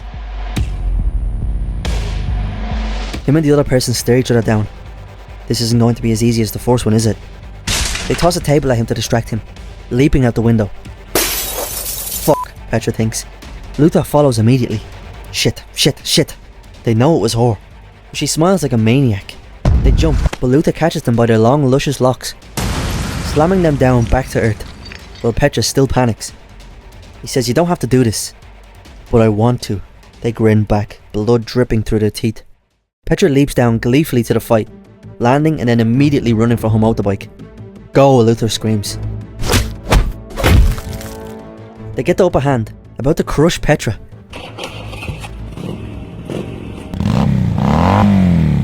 But Luther grabs them in time, and she speeds away, flipping them off. He tells them he doesn't want to do this, as they grab him by the balls and squeeze the fucking life out of him. They block his attack, then he blocks theirs. They ready themselves for war. Then they suddenly turn around and make a beeline for Petra. She's fast on the bike. They surely won't catch her. You've got to be fucking kidding me.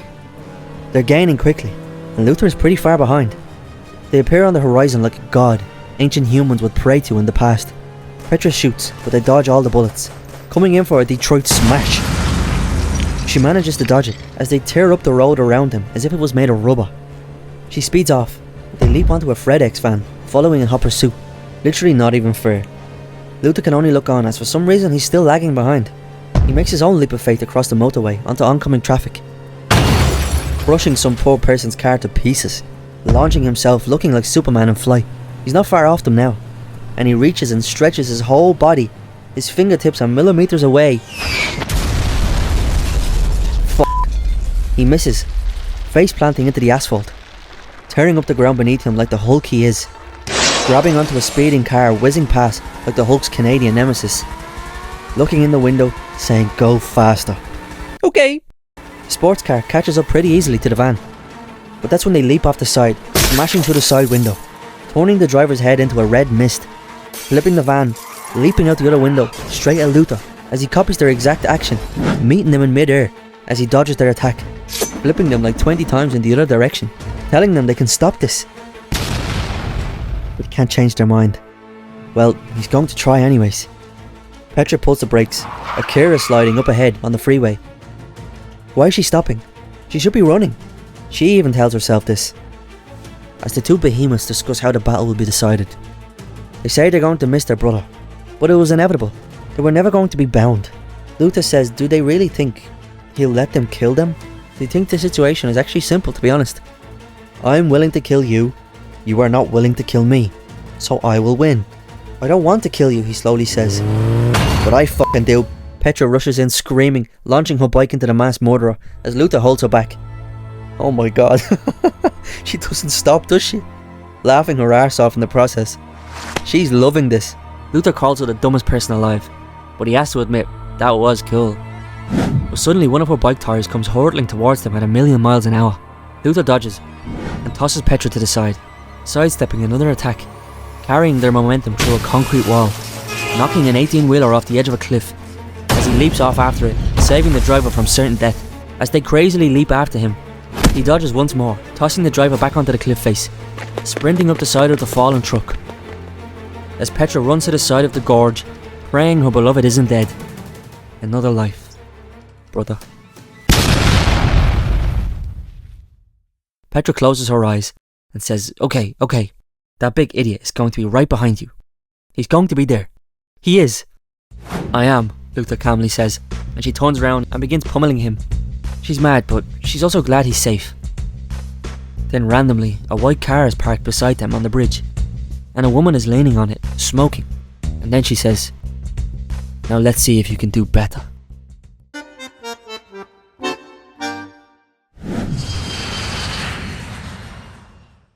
Later, a blonde woman steps off a private jet. The jet was carrying what seems to be a coffin. Some men load it into a truck. She climbs in after it and knocks on it a few times. The lid comes flying off. It's Luther. And the blonde lady was Petra this whole time. She was wearing a disguise because only he can put himself in a zen-like coma. Everyone else with a 5-star wanted level has to wear a wig. He asked if Delilah took care of that little problem already. And believe it or not, there are limits to even her persuasiveness, especially when she's working around Petra's charms. Petra actually has something for her. Way! Luther asks if they're here, and she answers saying no, not even remotely. They're only at the closest airport, and while they're talking, Petra unloads her sweet babies of death. Delilah tells him that she does not know the garden's exact location. Nobody does. Then asks if they would like to join her in her car, or if they would like some private time. Petra says she'd actually like some private time with her and her bullied friends. Then Delilah looks at Luther and he sort of blushes. Petra is pissed the fuck off. Later, they've arrived. Well, arrived is a word you could use. They are in the middle of nowhere. They're not going to find Cain by freezing their balls off. But she says they're looking for someone called the gardener, and he does not like his home violated. She says he has made the pilgrimage to Cain. He will know where to go. See, Luther says. But Petra replies saying no, not everyone is affected by her hypnosis. But she says she doesn't need to persuade them. They're here, but there is no here. Luther spots some cobblestones under the snow and kicks away a chunk of it. It looks like a pathway, straight to the garden. Petra asks if this is actually cobblestones. Not precisely. It's skulls. What the fuck? Every tiny bump you see is a skull. There's literally millions of them. Luther tries to check on her, but she's fine, she says. Delilah tries her hand at sarcasm, but Petra snaps back, saying they don't need her, and she also doesn't like her as well. Is that so? There's nothing from me you desire, she asks. But she seemingly put Petra in some sort of trance. But Luther snaps her out of it, saying stop. They all need each other right now. And she shows them the way forward. Luther telling them they're both staying there while he goes in, and they have the same reaction. If this gardener is that dangerous, there's no point in them going in. Here we go. He enters the weird looking forest. It's an eerie place to be. All above his head is rope wrapped around the trees. Entangled in the ropes are various weapons from around the world. And someone says something in Russian. And from here on out, I won't be translating the text, as the author intended the reader to be as confused as Luther. Also, it does spoil some reveals in the future. So, here we go. More Russian mumbling continues. He asks if he speaks English, but behind him, the Russian gets louder, as he turns and something giant emerges from the snow. And standing before him is a mountain of a man. He tells him he doesn't want to fight, but then they continue to babble, suddenly grabbing Luther by the throat, lifting him into the air. But they're both caught off guard by someone else speaking Russian nearby. It's Delilah and Petra. Why did they come? Luther begs him to let go, while the pair continue to seemingly frustrate each other in Russian. Then out of nowhere he flings Luther at Delilah, but she easily dodges. The gardener begins charging towards her, but Luther quickly recovers, blocking his path. I said I don't want to fight. I didn't say I wouldn't. The impact of his punch is similar to the Tunguska meteor that fell in the exact same region in Russia in 1908. Fuck.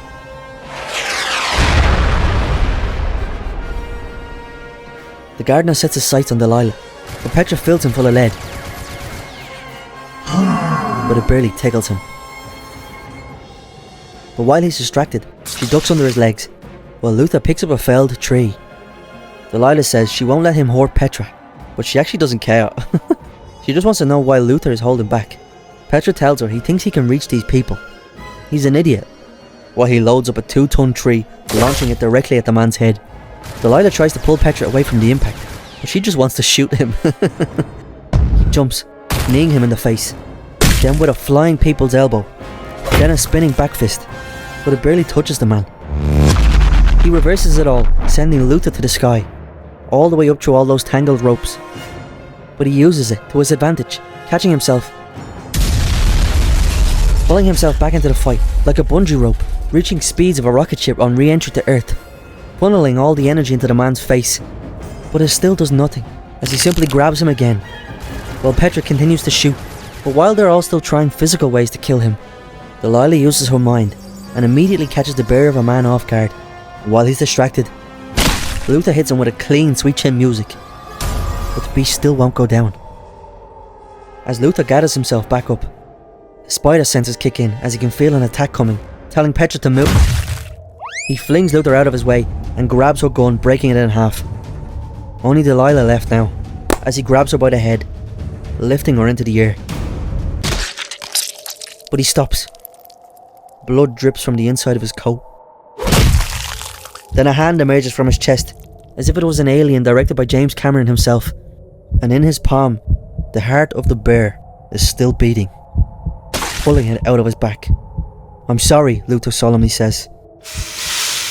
The giant of a man still stands, although I think the battle has finally been decided, as Petra pukes everywhere. But wait, what's this? The man's heart is outside of his body. How is he still moving? Luther thinks as he grabs him once more, while Petra tries unsuccessfully to release his death grip, asking why won't he die?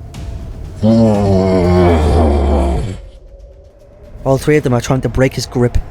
He puts his head to Luther's and whispers some words, but yet again he doesn't understand. Luther will wish he did though,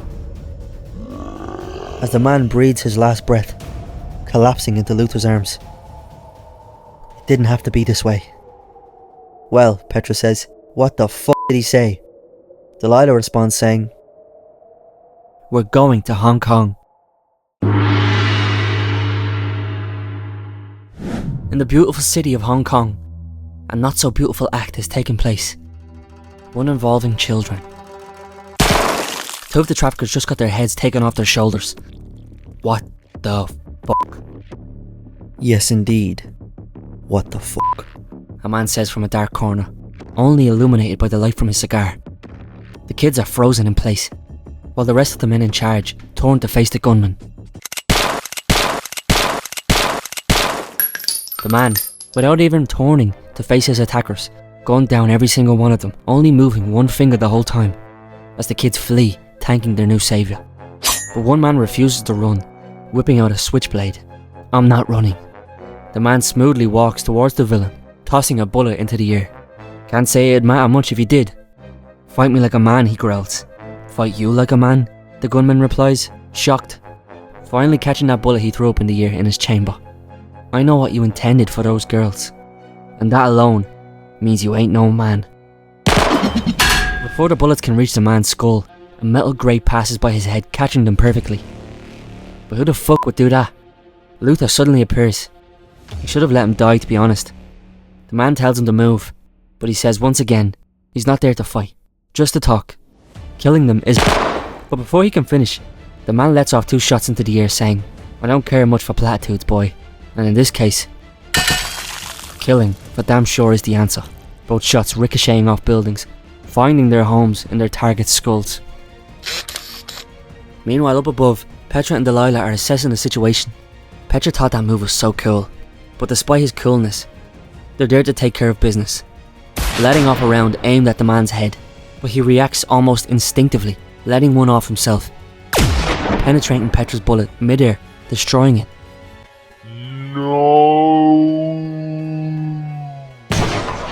Letting off another, aimed directly at her temple.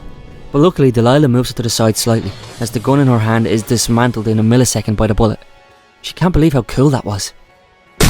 Down below, Luther is angry. Nobody goes after Petra, saying he didn't want it to be this way. "None of us do," the man replies with Luther's fist in his mouth. "Choose the book, choose the path. Now you gotta walk it." Petra can't believe her literal arch nemesis saved her. Maybe Luther is rubbing off on her. He says he's not his enemy, but he's got a funny way of showing it. Launching the pistol-toting man into a high-rise 40 feet in the air. He looks to Petra to make sure she's fine, and she says, "Focus on Clint Eastwood over there." He leaps up to him, saying he knows how he feels, and he doesn't want to kill him. "So why is he here?" the man asks. Delilah asks why Luther is trying to reason with him even after he tried to kill Petra, but unfortunately, that's just who he is. The man says he can see Cain in him, and Luther won't deny it, but even still, he does not want to kill him. but he cuts him off, asking if he's the new binder. If so, you can tell your master. I've had my fill of chains. Luther redirects the majority of his bullets. No master, no chains.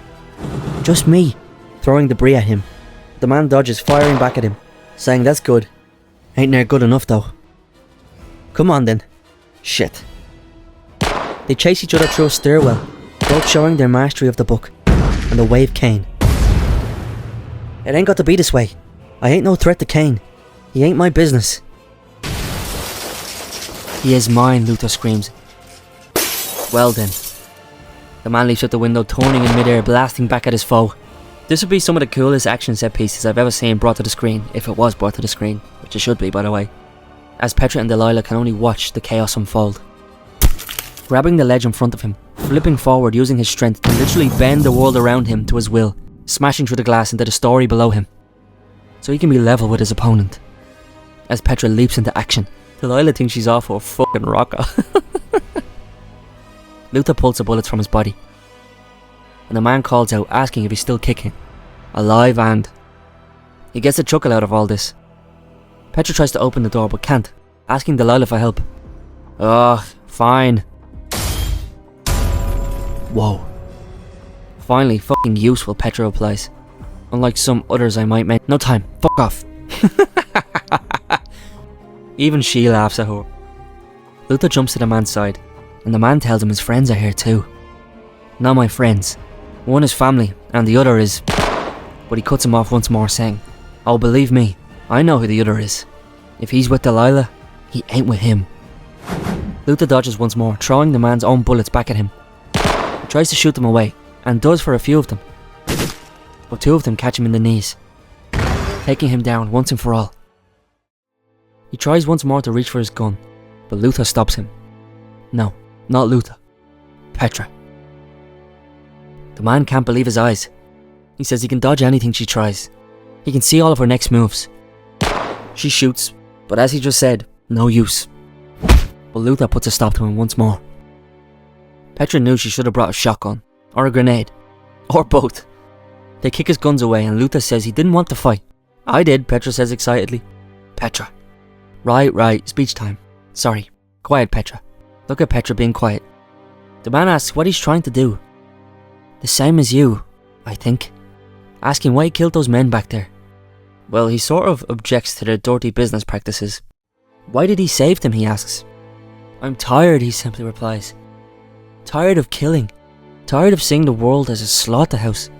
Some people need killing, the gunman wisely mutters. Yeah, especially those ones, Luther. That's what I fucking said, Petra screams. And they both just stare at her. He says stopping him did nothing. The world isn't better with those people in it. Maybe it ain't better with us in it either. But he knows. That's why he came looking for him. He made the pilgrimage. He knows where to find Cain. Then Delilah shows up saying he's going to tell them how he did it. As if you don't know, the man says. He can't believe Luther is believing her. But she doesn't care what he believes. What she knows is that while Petra isn't fast enough to put a bullet in him, she definitely is. The man asks Luther if this is what he wants. He says none of this is, but he'll settle for getting rid of all the disciples of Cain, if that's what it takes. He tried to speak with the Russian man, and it didn't go well for him either. He's surprised he's still here talking to him after a run-in with the gardener. He says maybe he's not like the others, but he's not like Luther either. Even if she-devil over there isn't planning on stabbing you in the back, his plan is a suicide mission. But he knows. It doesn't mean he's not going to try though. If there's a chance to cut it all off at the head, he'll take it. He says okay, try then. But he wants to tell him something in private, not for the others' ears. He leans in and whispers in his ear. Then Luther thanks the man. Nah. Don't thank me, he says, tossing them both to the side. Then Petra. Sending a bullet Delilah's way, knocking the gun from her hand. Luther regains his composure, and the man apologizes, saying he's sorry it's got to be this way. It doesn't, he screams back, grabbing some rubble, while Delilah reaches for her gun. The man tosses his at Luther, distracting him for a millisecond. Just enough time to leap from the scene, using Delilah's face as a stepping stone, launching himself out the window, straight into the Hong Kong River below. What the hell did he tell you, Petra says. What I asked. He told me where to find Cain. What's up, lads? If this is your first video or whether you've been here for the whole series, please consider hyping. These videos take a lot of work, and if you don't want to, that's completely fine too. But if you enjoyed, please hype. Also, if you haven't already, why not subscribe? Thank you.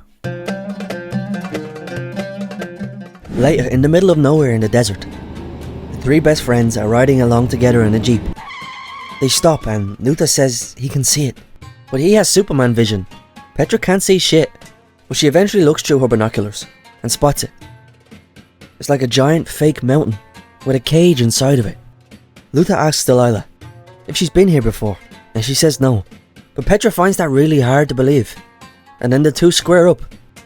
Delilah confronts her, saying, "Do you know how old I am?" "Yeah, like 1,000,000, Petra jokingly responds. She tells her she was born in what is now Nahal Sorek, 3,000 years ago. She's lived through endless centuries and has seen almost every corner of the world. And one thing she's learned for certain, Petra doesn't know how fortunate she is. But what the fuck does that mean? Has she met her father? Has she seen her life? The only fortune in her life is that she's alive. And she didn't have to become some femme fucking fatale damsel to do it. Luther tries to get in between them, but Delilah just laughs. She tells them women for most of history were just playthings for men, bought and sold, used and thrown away. Even now, in most of the world, this is still the case. So yes, Petra was lucky to be born where she was and when she was. In another time, another place, she'd be her. Petra can really feel the luck oozing out of her. "Do you feel lucky?" she says, as she loads her shotgun into her face. Luther doesn't know what she's doing right now, but Delilah doesn't even flinch. Petra estimated that she can't dodge a shotgun at this range. Not completely anyways. It won't kill her, but it will slow her down for sure. As to why she's pulled out the pumpy, she's sick of this shit. She wants her to drop the charade. Luther says it wasn't supposed to happen this way though. Delilah is confused. She doesn't understand. "No, I guess you fucking don't," Petra says sarcastically back. They know she works for Cain. They know she's been leading them to people who weren't loyal to Mr. Force murdering fuck. They knew the whole time. Delilah hoped that they would kill Luther. If they didn't, then Luther would kill them. A win-win. But he tried to change her mind. But he's silly for even thinking that.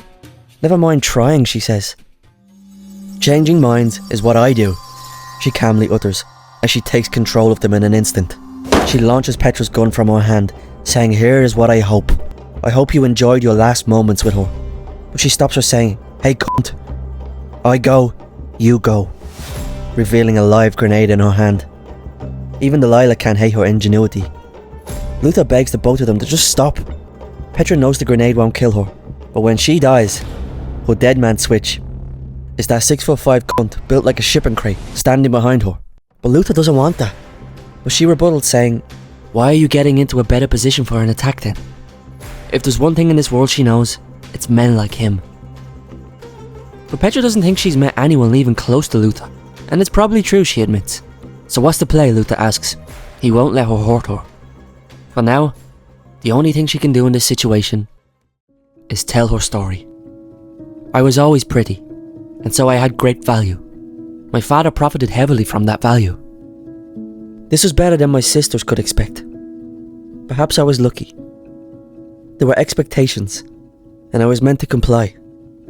I have never been good at compliance, but I had other talents. And I freed myself from my husband, my father, my world.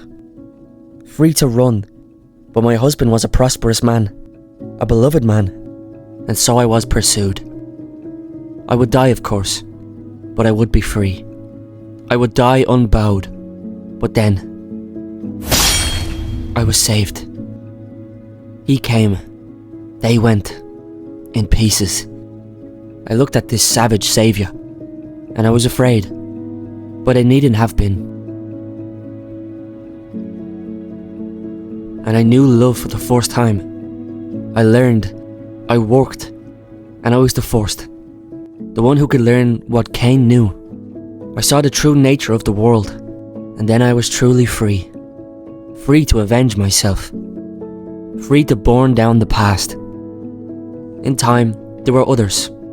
They gained the power that Cain offered, but refused to see the truth, so I persuaded them to. And when I could not persuade, I destroyed.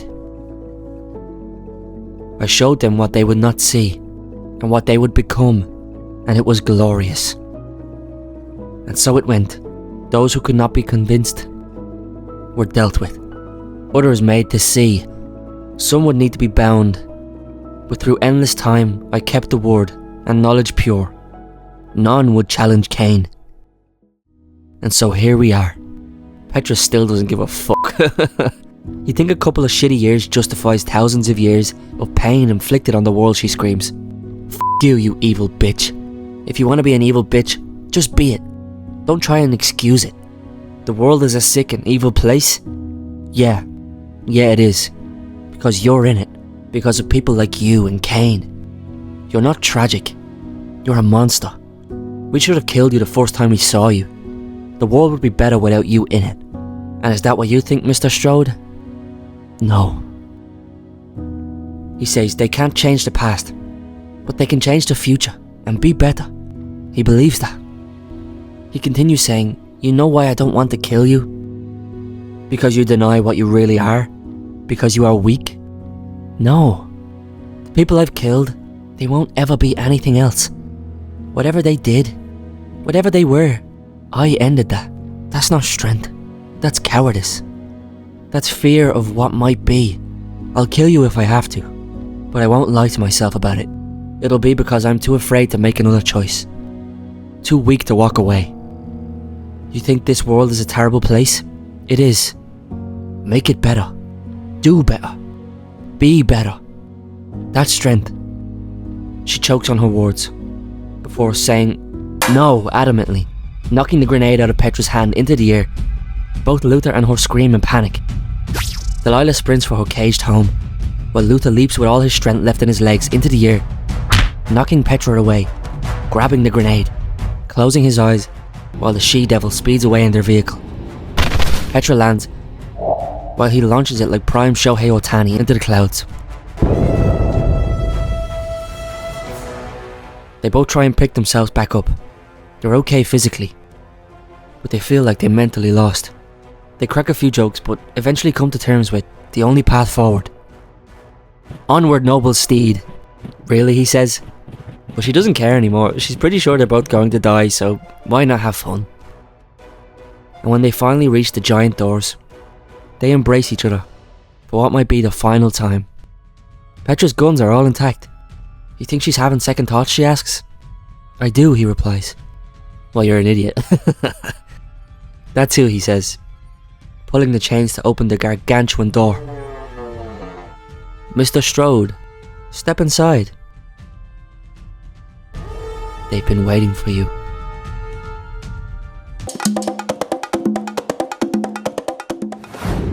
As he stands in the doorway, he turns and looks to Petra. She knows the drill by now. She gets her ass out of there as he walks in and closes them behind him. He stares them down, saying it doesn't have to be this way. She tells him those people, too powerful for the world outside, came here. If they could not control themselves, they joined Cain in the chains. But sometimes, special occasions arise for them to be unbound. And this is one of those occasions. There is only one way this was ever going to end. He wishes that wasn't true. The front two immediately rush into an attack, while the older looking one prepares his stance. Luther tries to dodge all the attacks, using his opponent's momentum against him. But eventually, a hit lands. They tell him to do better. Oh, he will. As he makes the man's ribcage explode with his fist. Meanwhile, outside, Petra is being a fucking idiot again, trying to get in. Back inside, Luther seems to be getting overwhelmed, but he continues to fight no matter what.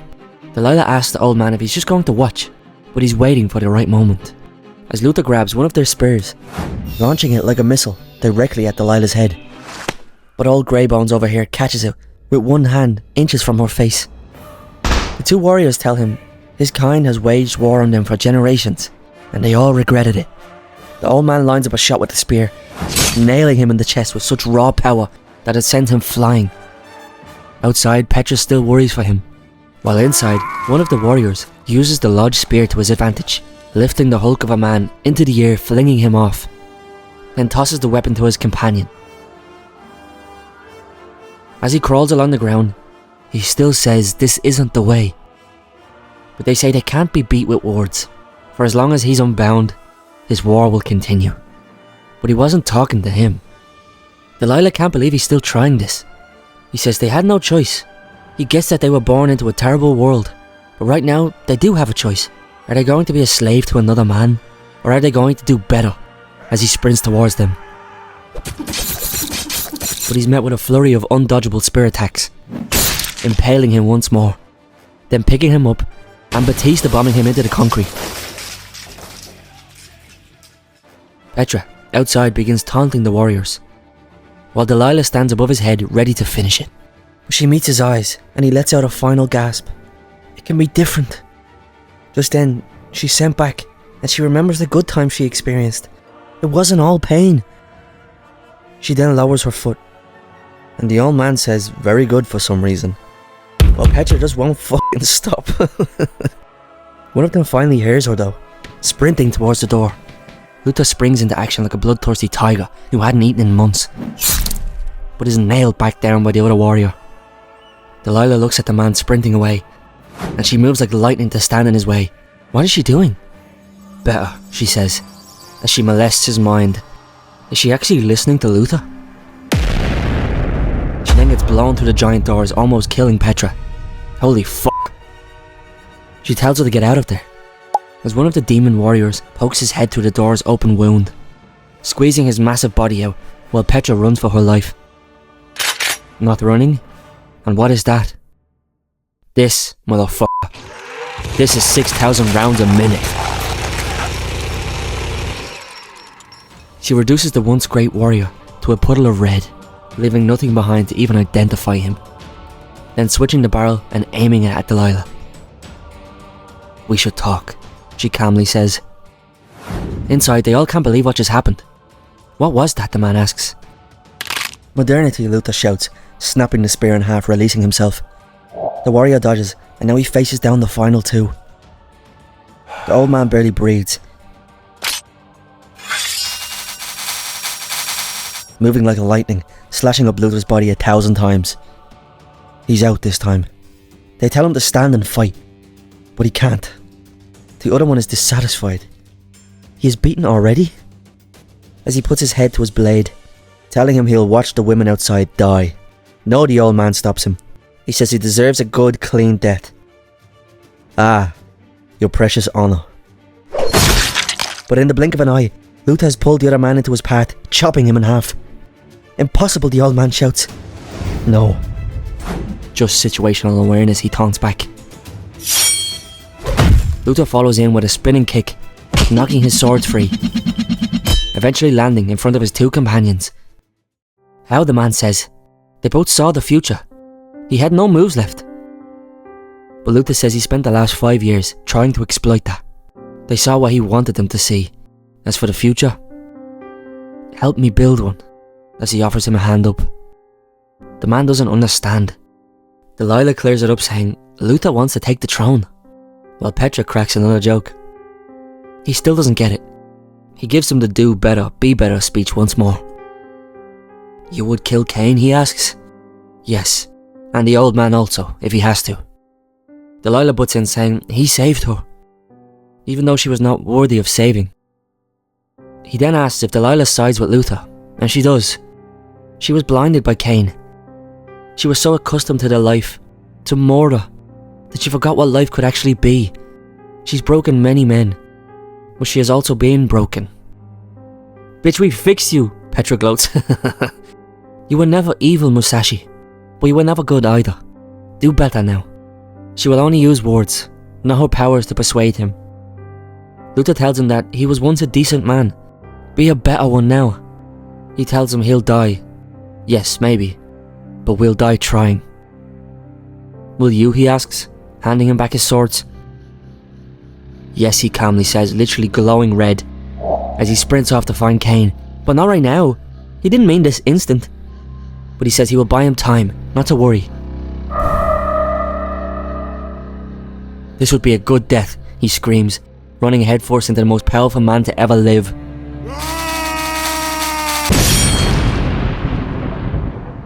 Without even trying, he removes the great Miyamoto Musashi's head from his spine. Holy fuck. He begins removing his bandages, taking his first steps on the ground in generations. Hello, Luther. My name is Cain.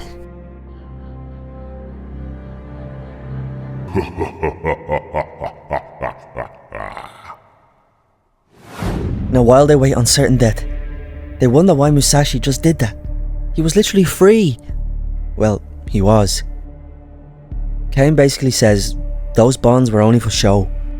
Delilah tells Luther to get upstairs now. They'll need room for this final fight. And while they're backing off, Cain drops the biggest lore dump you'll ever see, asking him where does he think power comes from? Strength? Intelligence? Wisdom? It's not enough. Kings grow old. Politicians are replaced. Governments are overthrown. The wheel turns. Lives are forgotten. To see a man is to know they are mortal. I would not allow it to be so with me. Real power. The only real power comes from belief. He went into chains willingly, so what he's built could live and grow. He's transcended the physical.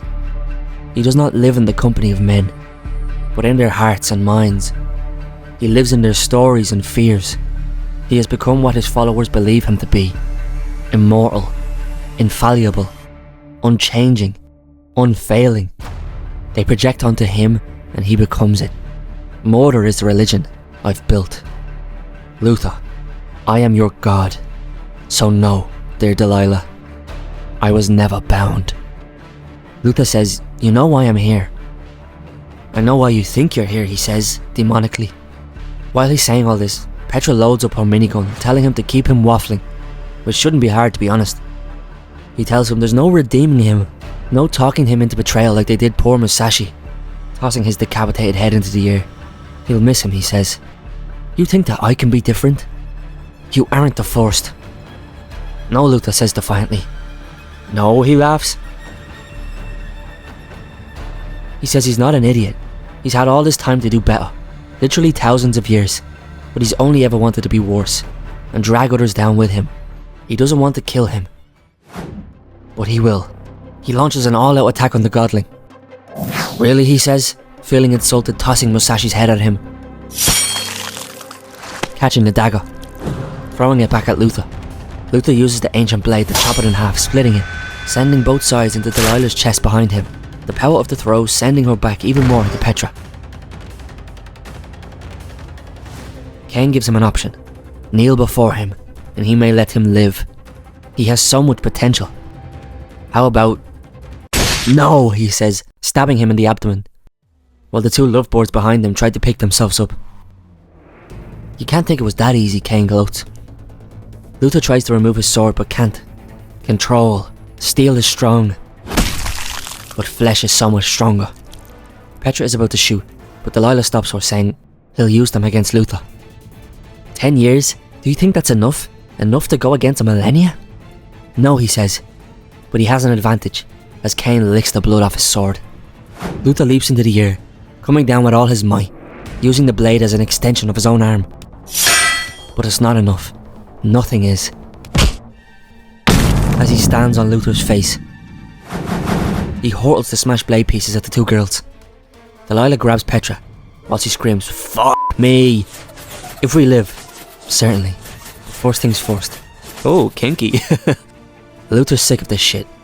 He removes his foot from his face, coming up from behind him, kicking him in the back of the head directly into his oncoming knee, like some Power Rangers shit.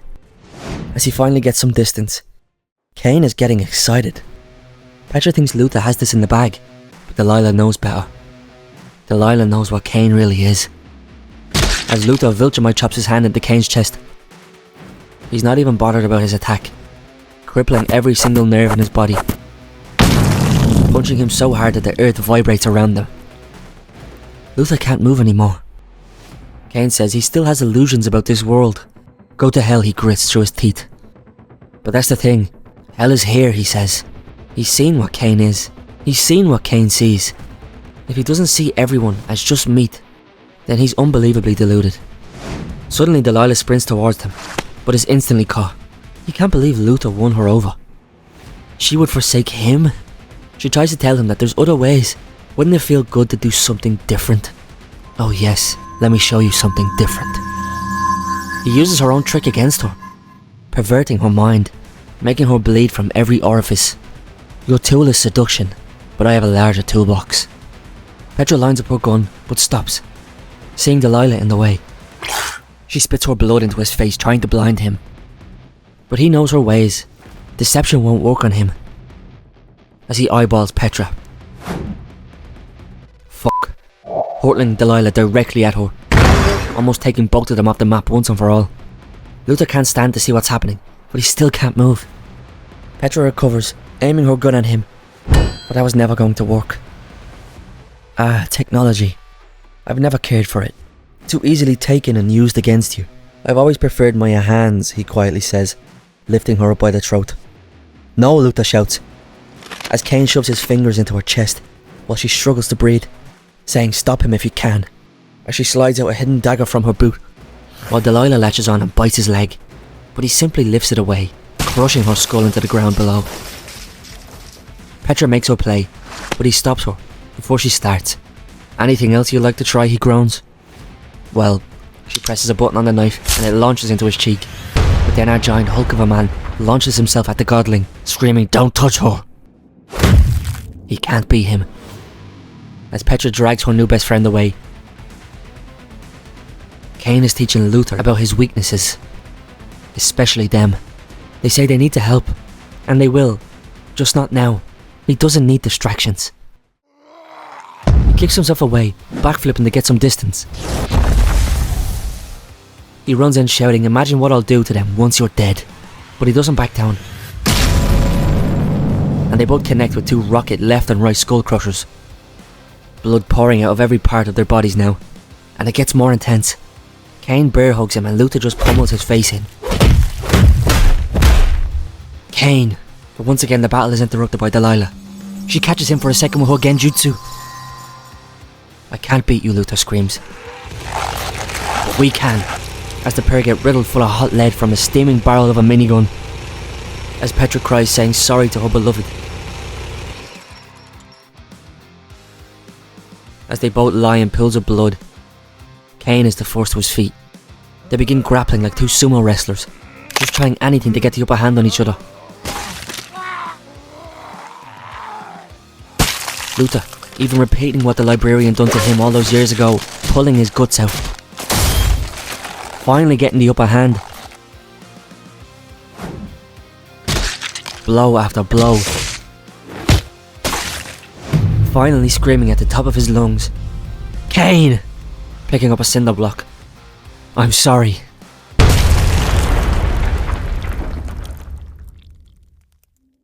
He's done it. It's finally over. They've won. They've beaten the strongest person to ever live. They can finally live now.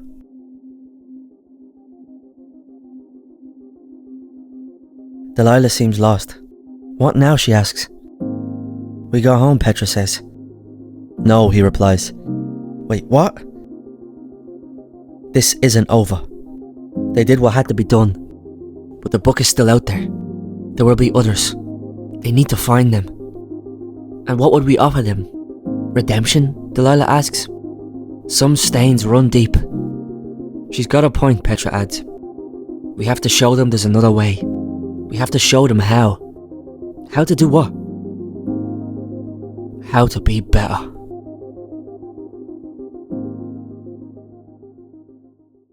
Before you click off the video, you're gonna want to see this. I have a special surprise for you all. Ladies and gentlemen, the creator of Luther Strode.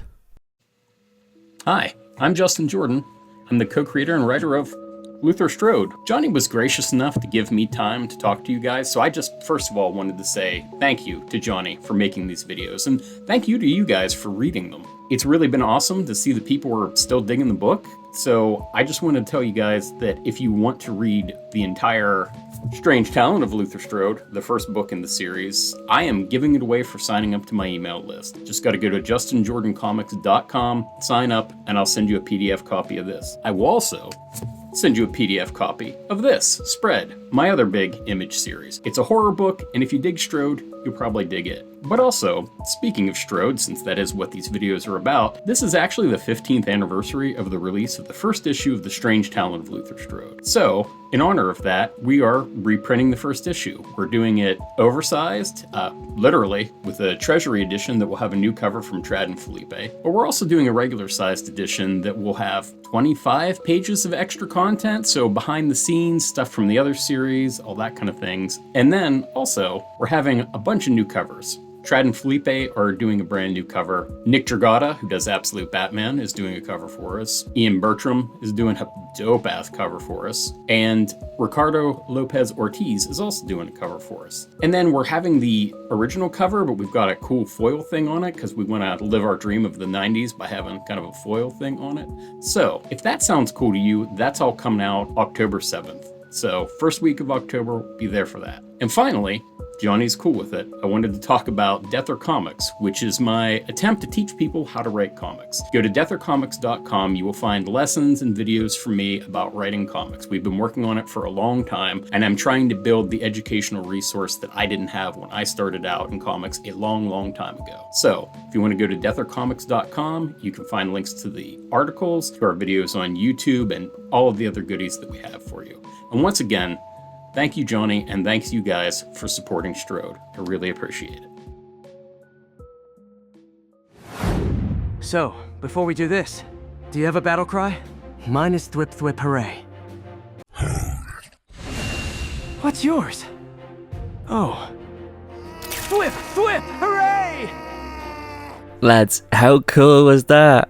My boy Hasil MTZ on Instagram reached out to me and wanted to do my little character. I know it's Spider-Man, but Spider-Man with a do-rag and like a nose ring and an earring, and he wanted to draw him versus Luther, and I said, yeah, sure, go for it. How cool is that? Shout out to my man. Link in the description to his Instagram page. Go check him out. Also, if you want to follow me on Instagram, I made an Instagram page recently. Johnny Freaks C on Instagram. I'm going to post updates on new videos, sneak peeks. Like recently I've been showing off the process for Luther Part 3 on there, and like what I'm reading right now. So if you're interested in that, drop me a follow. Well everyone, that is it. That is the end of Luther's tale. What a journey it's been. If this is your first video of mine, or if this is your 50th, or if you only started watching during the Luther saga, I hope you're happy with how it ends, and I hope you're happy with my coverage. I'm so thrilled that I can involve the creator of the book. How insane is that, lads? I got the email and I was just flabbergasted. This series has quite literally changed my life. I've grown so much just because of this one series, and I hope you'll stick around for what more I have in store. This has been some journey, lads. But yeah, don't forget to like, share, comment, subscribe, and don't forget to hype the video. Peace.